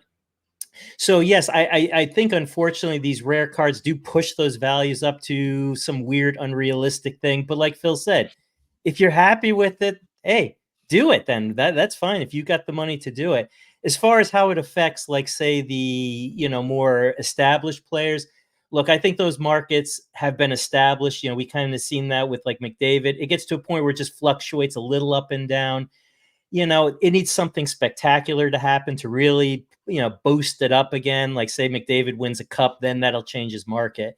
But yeah, they're right. As far as these rookies like this year, it's totally gambling at that point. You don't know what these guys are going to be in the next 5 years. So, hey, you want to put 13 grand on a blackjack table, throw it on a card too. So I'm good with it either way. I know a guy bought a Brady Tkachuk 1819 high gloss. He paid $6,000 American for it. Okay, everyone thinks he still has it. He's an Ottawa Senators fan. It's funny, he lives in Gatineau, which is across the river, but he's a perfect example of a pretty wealthy guy who has no interest. I have 3 Brady Tkachuks, and all 3 of mine almost equal what he paid for his one, and he knows that. Does not bother him. He doesn't look at the hobby that way. Is that other guy you? No, what? I don't live in Gatineau. No, I only have 3. Yeah. Oh, I don't know. Oh, that's No, right. no. You live in Moose Trip. Where? I'm sorry. Where do you live again? It's an offshoot of Canada. It's called Canada. Canada. There you go. Beaver Falls, where he lives. I wish I lived at Beaver Falls. It'd be a great place to live. I'd never leave. My maybe favorite question of all time on the show comes from Discord in California, Dave. If you could use Phil's money, what is one dream hobby box you are dying to open? So if I get to use Rich Phil's money, I'm opening not a box, no, a case of 2012 Fleer Retro Hockey. You're What I'm best. doing. Thanks, Josh. I might just steal your credit card next week. We'll see. Jay, what do you say? So for me, Phil, I'm going to be a little bit lighter on you. I'm not going to get a case. I know you work hard for your money, and I'm going to get a 1966, 1967 box of Topps hockey cards. I'm shooting for Bob York, right? Okay. Yeah, well, it's cheaper than the case of it. So I'm looking for the box. I seriously doubt that. I doubt that a sealed box of 66, 67 Topps is less than a case of 2012 Fleer Retro. I would say there's no chance of that. So with that, though, because I'm saving Phil so much money, I decided that I'm going to put the rest of the money that he was willing to put into it. I'm going to go out and I'm going to buy a Tim Hortons. And I'm going to just sit there and drink coffee and open hockey cards. I like McDonald's. Boom, let's go. More. Phil, Yeah. your brother is making an appearance on the show. Oh, yes. I yelled this question at him when I was prepping. I yelled this question at him, and he said, I want an unlimited supply of Play Store gift cards. That's a PlayStation. Is that Sony PlayStation? Mm-hmm. I'm assuming. I don't know. And sushi. I love sushi. Ooh, Yes. I'm with really? you. I don't like. Oh, I love it. Eat food that jiggles like that. I'm not down. Chateau Louis. Chateau Gongshow sushi tray? No. Oh, okay. All right. It's out the door. Phil's going to order weird sandwiches and cardboardy pizza. No, I'm bringing really good love food. them. Don't worry.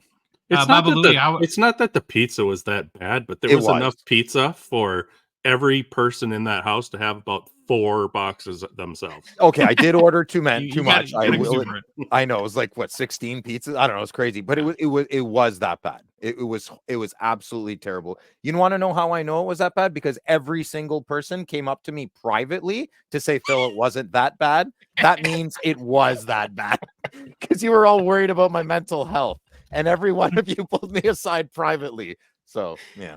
Oh, don't you miss the days when we worried about your mental health?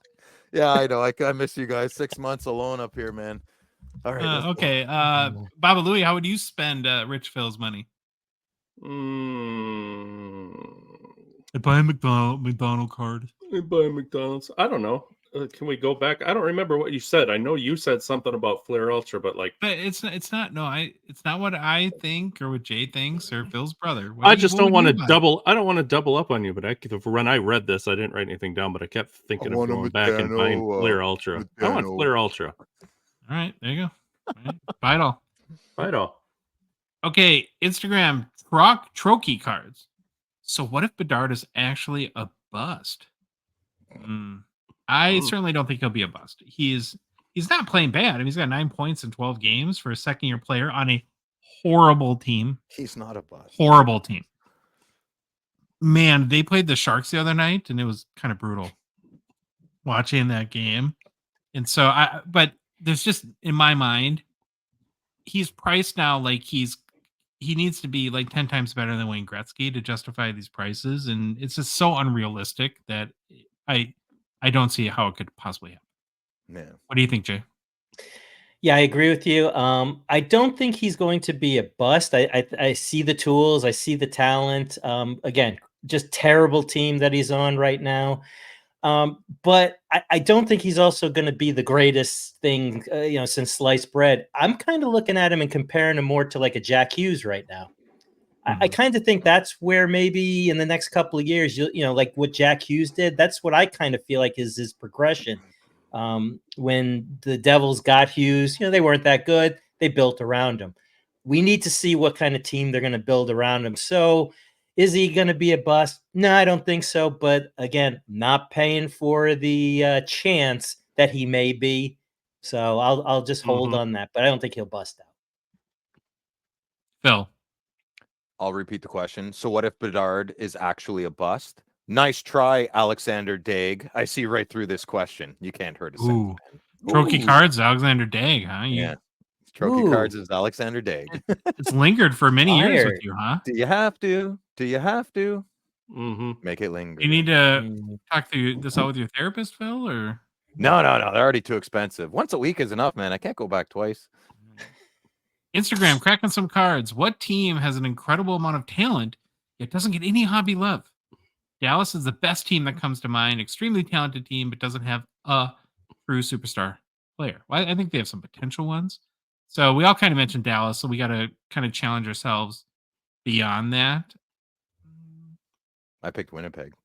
I stick with the Florida teams. It's like I look at Tampa Bay with Kucherov, who just is incredible, always is. Weird, yes, and then Matthew Tkachuk really, he should have more hobby luck because he's got that heel mentality. He's like the wrestler heel.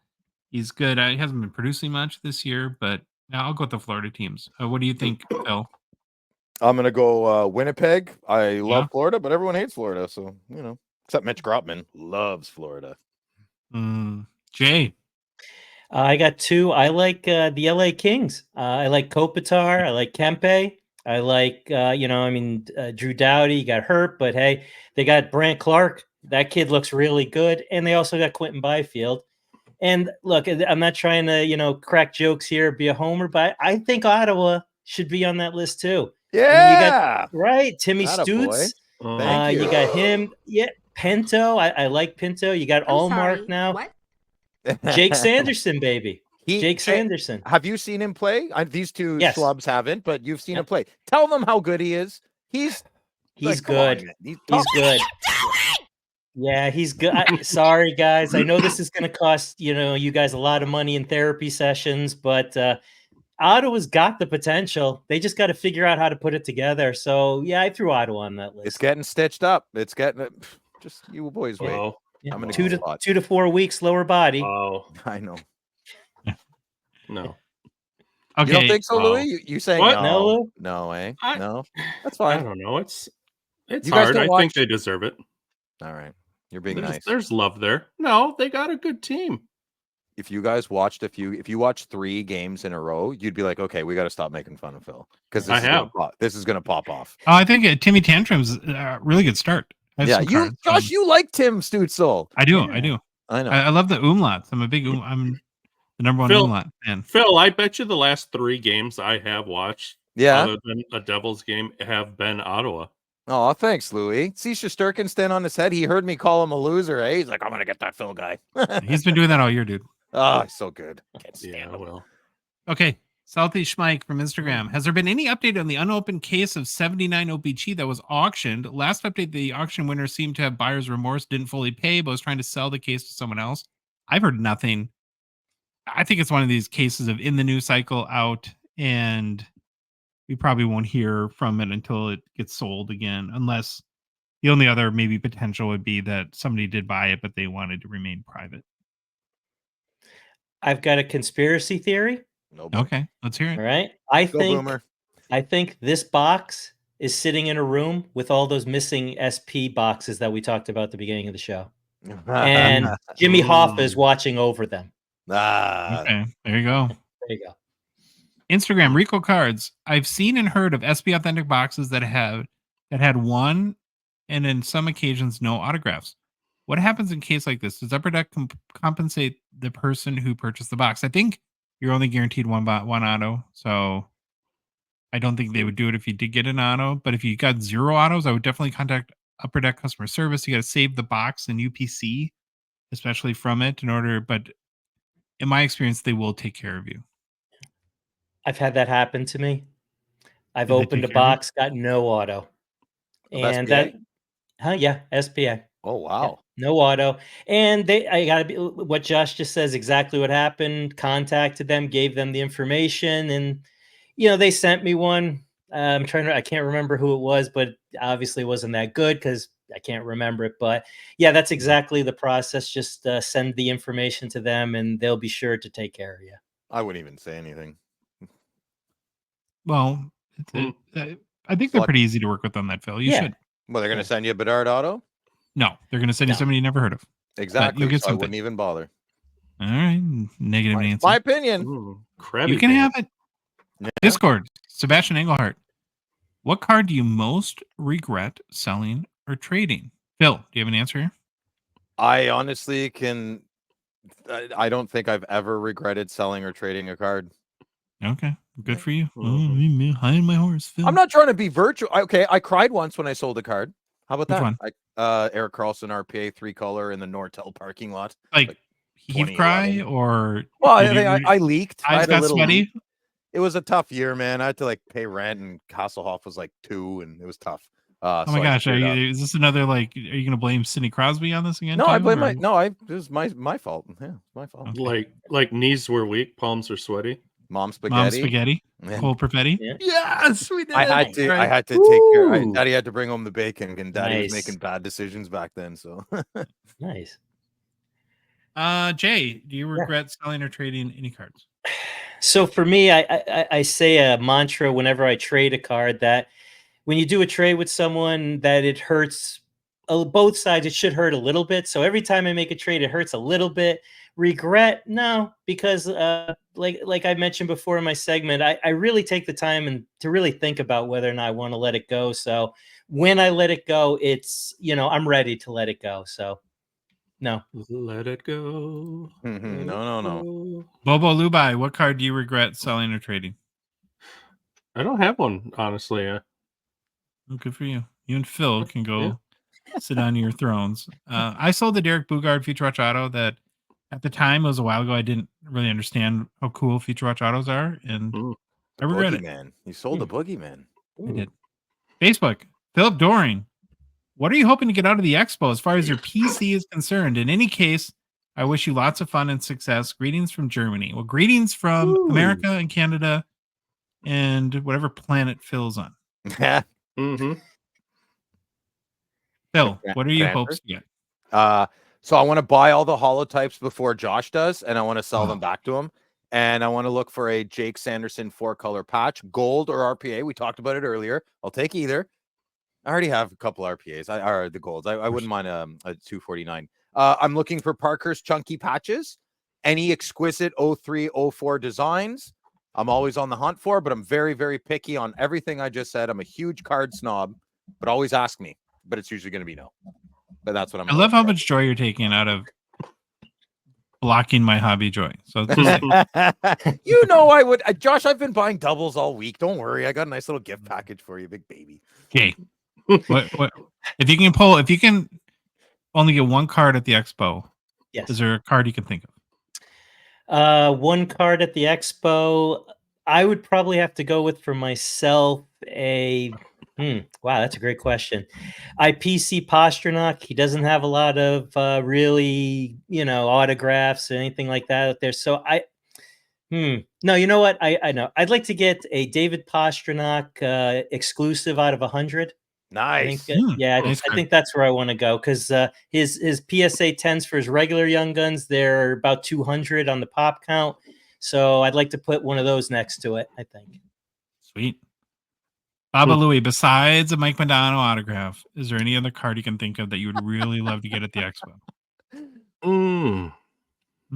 What a Nico Heischer Future Watch Auto. What's with the Really? Heischer thing lately? Yeah, What's up you're with like that? Really? all about Nico Heischer. It's like, are you Really? guys gonna get an apartment together? Are you gonna produce his show? What's gonna happen? What happened, Louis? I don't know. You just like the way he plays? Expanding. I'm expanding. I'm I going like into it. my devil's love Good now. for you. So Good for you. Nice. Good. The card I most just want in all the world right now. it's a And jambalaya. it's so No, I Ooh. bet you I could guess what it is. I haven't even looked. I think I know could guess exactly. too, but yeah, go. okay, you guys guess. All right, Phil, go. I'm gonna say it's his Borrego Peachy. It's a- Or if I'm wrong, it's the jambalaya, but I don't think I am. Those are the only two I could think of. I was going jambalaya. Yeah. Oh, yeah. Actually, Phil, you were right. The card I Yeah, most there you just go. want in all the worlds Yeah. is the 2016 OPG Pulverberry Glow Peachy. It's a great one. It's a Super great one. rare. I'm not Good real luck. hopeful. It sucks when you want cards that are like We'll find it. really. So if you have one at the expo, and please come sell it to me for a reasonable price. Listen, This- if you have this- one, message me, the loud collector, first before you Aw. message Josh. I'll get it from The 7 of you Okay, Bubble. listening, please help us out. you. Yeah. Louis, we'll hide it under when Josh loses a tooth. We'll hide it under his pillow. Ooh. Ouch. Okay. Instagram, Kevin B. Smith. SBA is crazy expensive. Who is really to quote unquote blame for the high price of the product?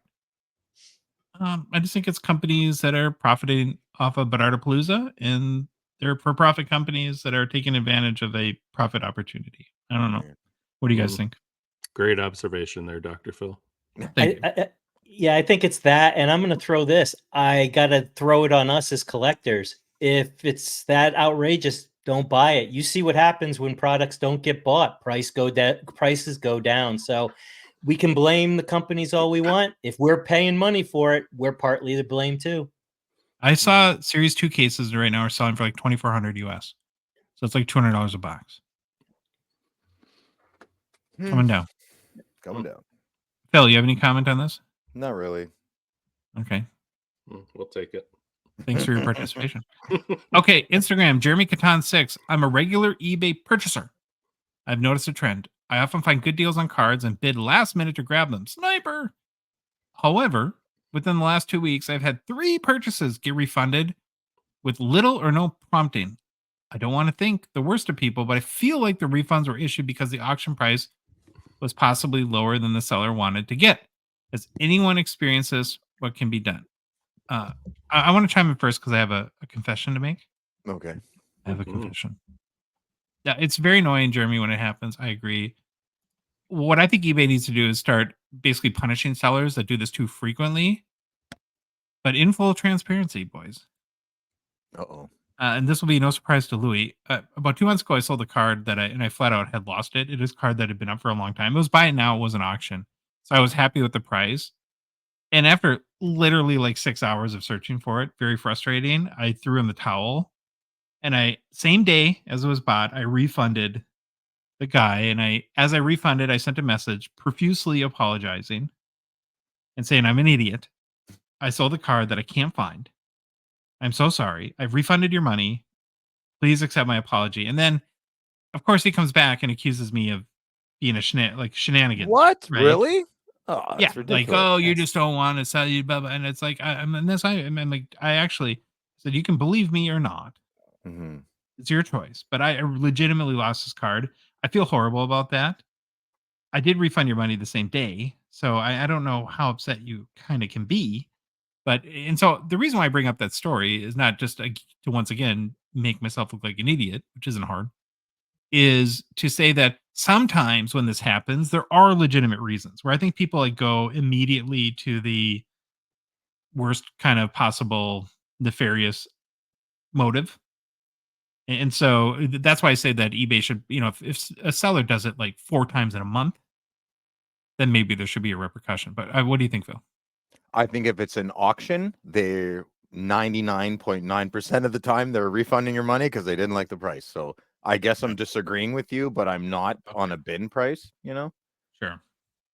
I think it's two very different types of purchases. A bin, buy it now, a bin price, or a auction. It's very different. Jay, anything to add? I've done exactly what happened to you when I, sold, but because I list cards on eBay, but I also put them on, like I mentioned before, my card post before there was that other website that kind of keeps track of that. I constantly, trade a card and then someone would buy it. And all I would do is reach out and say, look, unfortunately, I made a mistake like you did. Here's what happened. Haven't gotten the return like you got as far as negativity. And then I've also sent messages because I pulled the card out and it was a little more damaged than I thought. And I sent them a picture and said, hey, I don't feel right selling this to you. So I think for the most part, yeah, if people are doing this, like you said, because they don't like the price, eBay should step in, kind of come up with something. But as long as you just, like I said, communicate with the person and here's the reasons, what have you, hey, they get upset, but it does happen. And more frequently, I think, than a lot of people think. Mm-hmm. All right, Instagram, EdLister82. No question. Excited for Rip Party. Can't wait to meet you all at the expo. Yeah, Ed. Yes. Well, I'm excited too. And booth 1650 in Slaptrack Studio. Please come see us if you're going to be there. And hopefully you all tune into Rip Party. That'd be amazing. Not hopefully. Just tune in. It's going to be amazing. No hopefully. Amazing. Yeah. No, I'm not counting my chickens, Jay. Discord. Beard Boss has 3 questions, all expo related. So very timely. Thank you, Rob, for those. He says, I bank with the local credit union and they do not do currency exchanges. Should I try to get some Canada bucks at the U.S. airport or after I go into Canada or just try to roll with U.S. cash credit? What do you think, Phil? Like, what would you recommend? I would strongly recommend get a wad full of Canadian money. Don't bring American money. Every dealer will be very kind about it, but they'll round the pennies and cents and dimes and nickels to their favor. I would, you should, right? You're in our country. So bring our money. And I think you'd have the most smoothest experience possible. I just don't know what advice to give. Like, can you get Canadian money at your bank? Louis said he had to make an appointment last time or something. Rob is saying he is a credit union, which are smaller, locally owned. What banks, does that mean? I don't know what that means. He can't get money. I have a question though. Yeah. If I go to a bank in Canada, what kind of exchange rate do you know? The answer to this, like what I get? I've never gone to a Canadian bank and gotten American money. I've never exchanged currency. Sorry, guys. Fun. Yeah, I've never had to. Yeah. You're Canadian. You should know this. I don't leave the country. Are you Canadian? I don't know. I'm not sure. No, we did. We proved that. We did a show. Did? DNA and all that. I have a birth certificate. I mean, that might help. General. He knew the beaver, Jay, so we had to give it to him. Yeah, birth certificate. Though I've seen a lot of 13-year-old little leaguers have a birth certificate too. I don't know, but yeah, I do this. I don't go up with Canadian money. I wait till I get over the border. And you guys have a bunch of so I think the easiest way is one of 2 ways. If you go to an ATM there, it'll spit out Canadian money for you. I mean, you're going to pay a little bit of a transaction fee, but you don't have a bank card up. You don't have a bank up here. It doesn't matter. A bank card works wherever. It ties it, they can, so you could do that. So for instance, I have Bank of America. You guys have that, but it's like a Canadian version. TD Bank, again, Canadian version. So you can go there. And when you use the ATM, it will spit out Canadian money. So you can put your American card in a Canadian bank machine and it prints out Canadian money? Yes. What's the question for? Well, it depends what the fees you're paying. The rates. Okay, yeah. Oh, that's pretty cool. So can I go to the States and get American money out of your bank machine with my Canadian card? Yeah. Oh. Well, no, he can't. No, he can. Yeah, you can. Yeah, you can. Okay, cool. I was being funny. Oh, okay. And then the other thing is they have those exchanges all over the place. So look at one online and find a reputable one, or if you're staying at a hotel, they'll tell you exactly, where to go. And again, you want to do your research as far as exchange rate and then what their fees are as well. It's, like I said, it's 30%. So if you know what the amount's going to be, but then they kind of kick you with some fees pretty good. But again, I just don't like traveling with big wads of cash. Don't just bring Canadian money. I don't care how you do it. Yeah. Every dealer might be like, no, I don't mind American money. I talk to them all when you walk away. They can't stand it. Just don't do it. Well, they even have like a cottage industry of the guys that will walk around the show to the dealers. Like a guy comes up to Jeremy's booth and he'll offer to basically convert Jeremy's US dollars into That's smart. Canadian, Nice. and then he charges a little bit on the, a little percentage there. Rob's next question: based on prior years episodes about the expo, I'm definitely not planning to check a bag and keep my purchases on me. Do you guys know if it's a problem or pain in the neck to go through customs with singles and wax? I've never flown. I've only driven. So I'm probably not the best to answer that. Never left. Don't know. So I've flown and driven. Driven's easy. I mean, I go by myself. They ask a couple of questions. That's it. I mean, maybe people going over the border with a lot of recording equipment, they're going to pull you over and look a little more suspiciously, but they're pretty easy with that stuff. Going on a flight, obviously, because you have the carrying case, they're going to look through that pretty in-depthly because, if you have it in a bag or you're carrying it separately, it's something that draws their attention. So, yeah, they will go through it, but 9 out of 10 times, once they pop it open, they laugh and, you're going through pretty quickly. Okay, and last one is based on prior comments on the show. I know it's important to know comps, but as a budget-conscious collector, quote unquote, I probably don't need to worry too much about comps, right? I think you do, Rob. I mean, it doesn't matter if you're trying to buy $1,000 card or a $25 card. There's going to be dealers out there that are trying to charge you $25 for a $15 card, and I want to know what the value is of any card that I'm buying, unless it's just a card that I just know I want, and I'm comfortable too. But I still think it's worth looking up comps. Do you guys agree with that or disagree? Agreed. Yep. Agreed. Okay. Twitter, Matt Meslick. How do you balance the passion for collecting with the potential value of cards? Much love and respect from Newfoundland. Phil. If the rent is paid, there's gas in the car, and there's food in the fridge, go to your local card store. You're good to go. Financial advice. I've said this 1,000 times on the show. Every time I try to make money on cards, I get my teeth kicked in. And when I just collect and buy cards that I think are amazing, those are the cards that magically tend to go up in value. Yeah. Anything to add, Jay? Yeah, honestly, when someone actually gets the 100% answer to this, let me know because I'm still trying to figure it out. Yeah. So yeah, but I think Phil's right. Pay the rent, pay the mortgage, make sure everyone's fed, that kind of stuff. And then, like you said, Josh, just educate yourself. But at the end of it all, if you love it, you love it. Hey, if you can afford it, do it. There we go. Couple more left. Instagram, Hockey DT198. Just an opinion question. I lost an auction last week to on a higher end, the cup card. I got a notification from eBay the next day saying the card was relisted. I was outbid by $5 at the last second. Do you think the winning bidder just didn't pay, or is there some funny business going on? Probably didn't pay because many eBay sales go unpaid. But what I actually thought about this question is I wish there was a way for eBay to offer the underbidder if a card doesn't get paid for the price, because that'd be stinks nice. when you know that you came in second place and it wasn't a sale anyways, or even to let the seller offer that, as a do you want to do this sort of thing. You guys have anything else to add? No, I like that idea, Josh. That's really good. Just right, like it's all program based, right? But just like, he didn't pay within 4 hours. Boop, just message automated. I had it happen on a Puckett card a couple years ago where I did bid on it and I lost out on it by $5-10, and the seller actually did reach out to me and say, "Hey, this guy's not paying for this card. Do you still want it?" I'll give it to you for whatever. I was like, "Sure." Nice. Yeah, for me, one of the things I've kind of adopted recently is I've been watching a lot more Jeremy Lee little segments where he goes and looks at those sales, so I can kind of Mhm. see was it a good sale? Was there, he points out when the shenanigans happen, that kind of thing. So, just trying to see again, educate myself to make sure that when this happens, I can kind of look for signs that maybe this is a little hanky.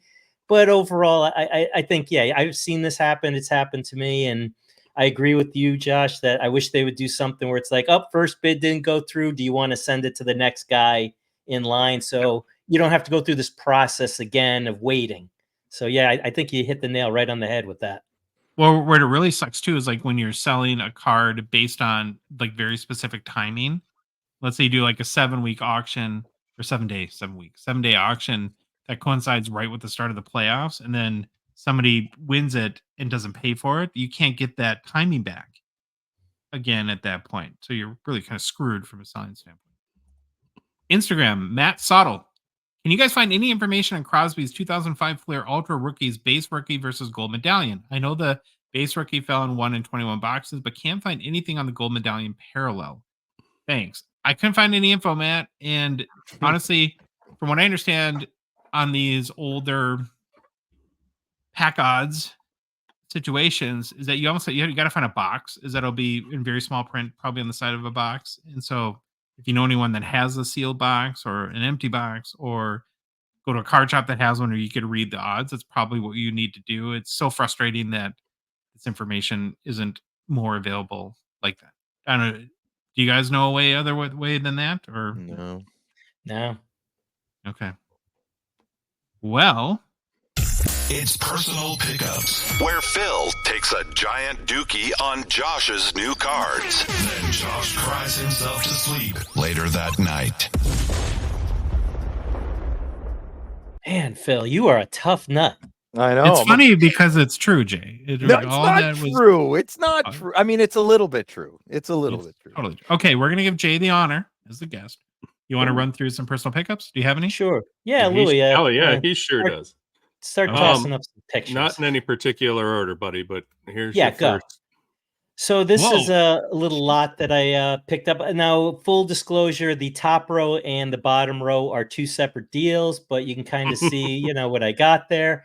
Little Jake Sanderson out of 10 on the top, but love that card. I see you looking at that one, Phil. Yeah, couple of Shane Pintos too. All right. Nice.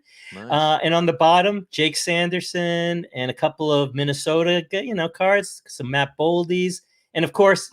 So just FYI, I've started a PC of Ryan O'Reilly.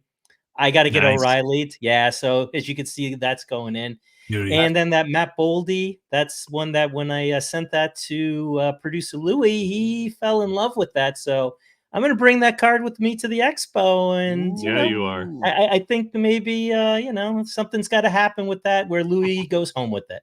That's the best. Baba Louis loves him some stature autos. That's for sure. I love it. I'm with him. I'm really getting into stature. And again, that card was graded, cracked it, put it in the top loader. Pennies. I mean, that one touch. Yeah. Your O'Reilly, so your O'Reilly Future Watch is my favorite year of Future Watch. 09-10. Yes. Nice. Yeah. So that is such a sharp design. Yeah. Yeah, I do like that. All right. Next pick there. What? So, more? Oh, yeah. I'm pretty bit honestly. If my wife were to walk in here, she would probably say that's not all the cards you got. But for this show, it's only 3 hours long, so I didn't want it to go long. Boston Bruins lot. I'm huge on Matty Patra as a Bruin, and I think he's going to be a star in this league. So as you can see, silver burst and his regular all graded. And then that Mason Lowry, I mean, come on, I love those cards. That's beautiful. And I think this guy, we talked about Jake Sanderson. This is the next guy that's going to follow him as far as that offensive-minded defenseman. I think he's going to be a great player in about let's say 2 years when he kind of gets, a little more familiar with the game. So I'm buying unique Bruin cards now because I really don't get an opportunity to. There's not that many great, young guns Bruins other than the big guys that you all know about. Charlie McAvoy put him under his wing, maybe? Different player.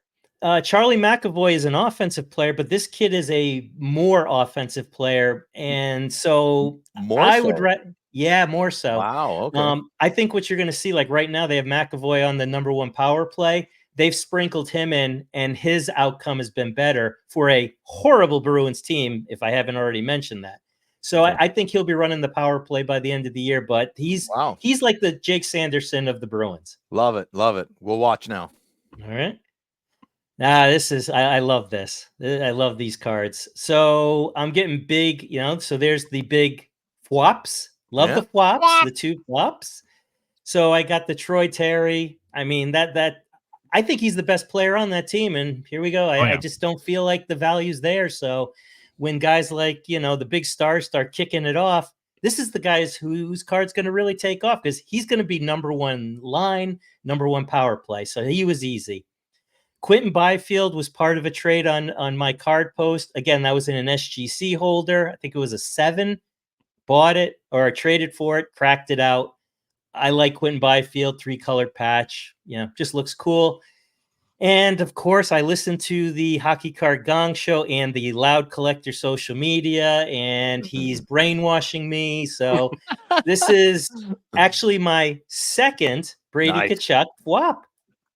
He's a stud. He's a stud. Yeah. How What does he goes Phil this not? year? How does Phil not have 100 of these? That's what I'm most shocked by. You know what, Josh? I only have 2. I have 1 PSA 10 and 1 raw. That's Wow. it. Yeah, that's it. I thought maybe you were the one bidding against me on this one. No, but no. no. Always message me. I'm very honest if I'm bidding on it. Yeah. No, but so He's there's too those. busy buying cards I want. Here's the card. I mean, I Okay. don't think I have to say anything We're about gonna have that. to cut Jay off. This is too many cards. For... Yeah, I'm sorry. I had to He's sneak the this in. guest. Yeah, He's the dang All guest. right, fair enough. What's great about this card is this is the second one I have of it. I actually have the 4 out of 10, so the Bobby Orr jersey numbered one of this card. And then the 2, I'm sorry, not 4. I misspoke. 8 out of 10, I believe it is.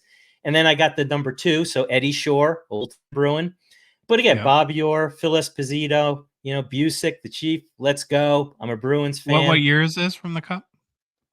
Yeah, you had to ask me that, didn't you? See what happens when you go on a proper hockey Same card here. podcast. We'll go with 1927. The cup. Sure, that sounds good. Yep. Okay. Yeah. But Is that that's- it? I think all you that's it. bought? That's Is that it. it? Week. I think so. All right. Busy week. Phil's turn now. Phil, how are you going to live up to that? Yeah. So I don't know. I mean, Woo. that's just my mail. That doesn't even look like a lot. So I have I all think that you have mail. a problem. No, there's more coming too, and I'm not even going to open this till I get back from the expo. And I have my ComC box to open from Louis, and I got more mail from Louis. Yeah, I have so many things. So that's my mail week. I don't know what's in there. Yeah. How do you not Right. open that stuff? My OCD, it would drive me Yep. crazy. I'd have to just rip them all. And I So couldn't let I'm- it sit. I'm Yeah. diagnosed. I'm legitimate OCD. I'm diagnosed twice, and I find it quite easy. Yeah. wow. Yeah, you Yeah. all have fake OCD. It's been convoluted over the years. Yeah, we all stay You're- Nice quiet, the bubble real mailers. ones. You're Those are you're OCD to let stuff just pile up, not open it up and put it away nicely. That's not what OCD is. That's okay. Oh, Yeah. okay. oh, I don't We'll know. save that for another show. Baba Yeah, Louie, that's another show. Next time. what did you get? I got a 23-24 OPG Nico Heischer seismic gold. I got 2 seismic golds now, guys. How about that? Nice. For a guy who most recently went on a rant about how you hate everything gold, all you do is buy gold cards. So can you explain yourself, please? No, there's no explanation. So maybe you do like gold cards. Can we just come out and say that? Is it? This That one's fair? okay. These ones are okay. I thought he was German. I didn't know he was Swiss. Swiss. Like Nico Heischer. Yeah. No, it's he's Well, from in Switzerland. Switzerland, I mean, Yeah. it's basically they speak German, right? Yeah, I know. It's kind of it's very different, I think. Yeah. Sorry if you're in Switzerland. I'm Yeah, sure actually, I have no idea. Yeah. I'm completely ignorant. I have no idea what I'm talking about. All right, Phil, get ready to hate my cards because I know it's coming. All right, here we go. So my first card is a 2001 Pacific Private Stock Titanium Fedorov Gold out of 99. Great card. That's nice. Thank you. Mm-hmm. Then I bought another 2001 Pacific Private Stock Titanium Yager Red out of 299. Nice. Love Nice, these cards. Yeah. Then my last card is a 2021 Fleer Ultra Connor McDavid Gold Medallions out of 200. Banger. Joshy Poo, very good. Oh, See These Yeah. cards that are my picture? jam. You love these cards, yeah. Yeah, That's the medallions are yeah, gorgeous, gorgeous Yeah. cards. a little You're jelly. out, Baba Louie, on it? That's a terrible picture, though, from what they look Well, it's like. ComC. I mean, what do you expect? Yeah, Don't Josh is believe in your deep with picture. ComC. Right. We All all right, have our own fellas. little thing. COMC. I said ComC. I said I know you ComC. did. I know you did. I know you I did. practiced before we do this. I go la la la la La, la, la, la, la. ComC. Okay. Jay, Yes. you ever done a 3-hour podcast before? No, I mean mine don't make it over. I think Phil's yours is the longest one we ever had, and that was about 50 minutes. So Are you serious? yeah, Oh my God. no, And I no, apologize. I said I only have an hour for you. I'm sorry. And no, that was great. No, I Okay. always leave time for that, but no, 3 hours. I figure, hey, since we're here, can we stay on so I can break the Jeremy Lee record? By 1 No. second? No, okay. I'm It was worth hungry. a try. Yeah, Still we love Jeremy are Lee's in like full on panic mode, getting ready to leave in 2 days for the expo. So on another day, you definitely can. And I think we're gonna bring back after party at some point soon after the expo. Maybe after party? more. What? What's after party? Are you being sarcastic? Oh, when we have Discord, right? Yeah, Yeah, we should do that again. That was fun. Yeah. Okay. Well, thank you so much, Jay. It was a pleasure having you on. It was great information. Please, if you have not followed Jay or you're not tuning into the Top Shelf Cookie Sniper podcast, it's wherever podcasts are found, right? Yes. Mhm. Okay. And then it's just Top Shelf Cookie Sniper podcast on Instagram. Please go give Jay a follow. You've been a tremendous friend for a long time. And I cannot wait to hang out with you in a few days and see you in Toronto. So thank you. I really appreciate it.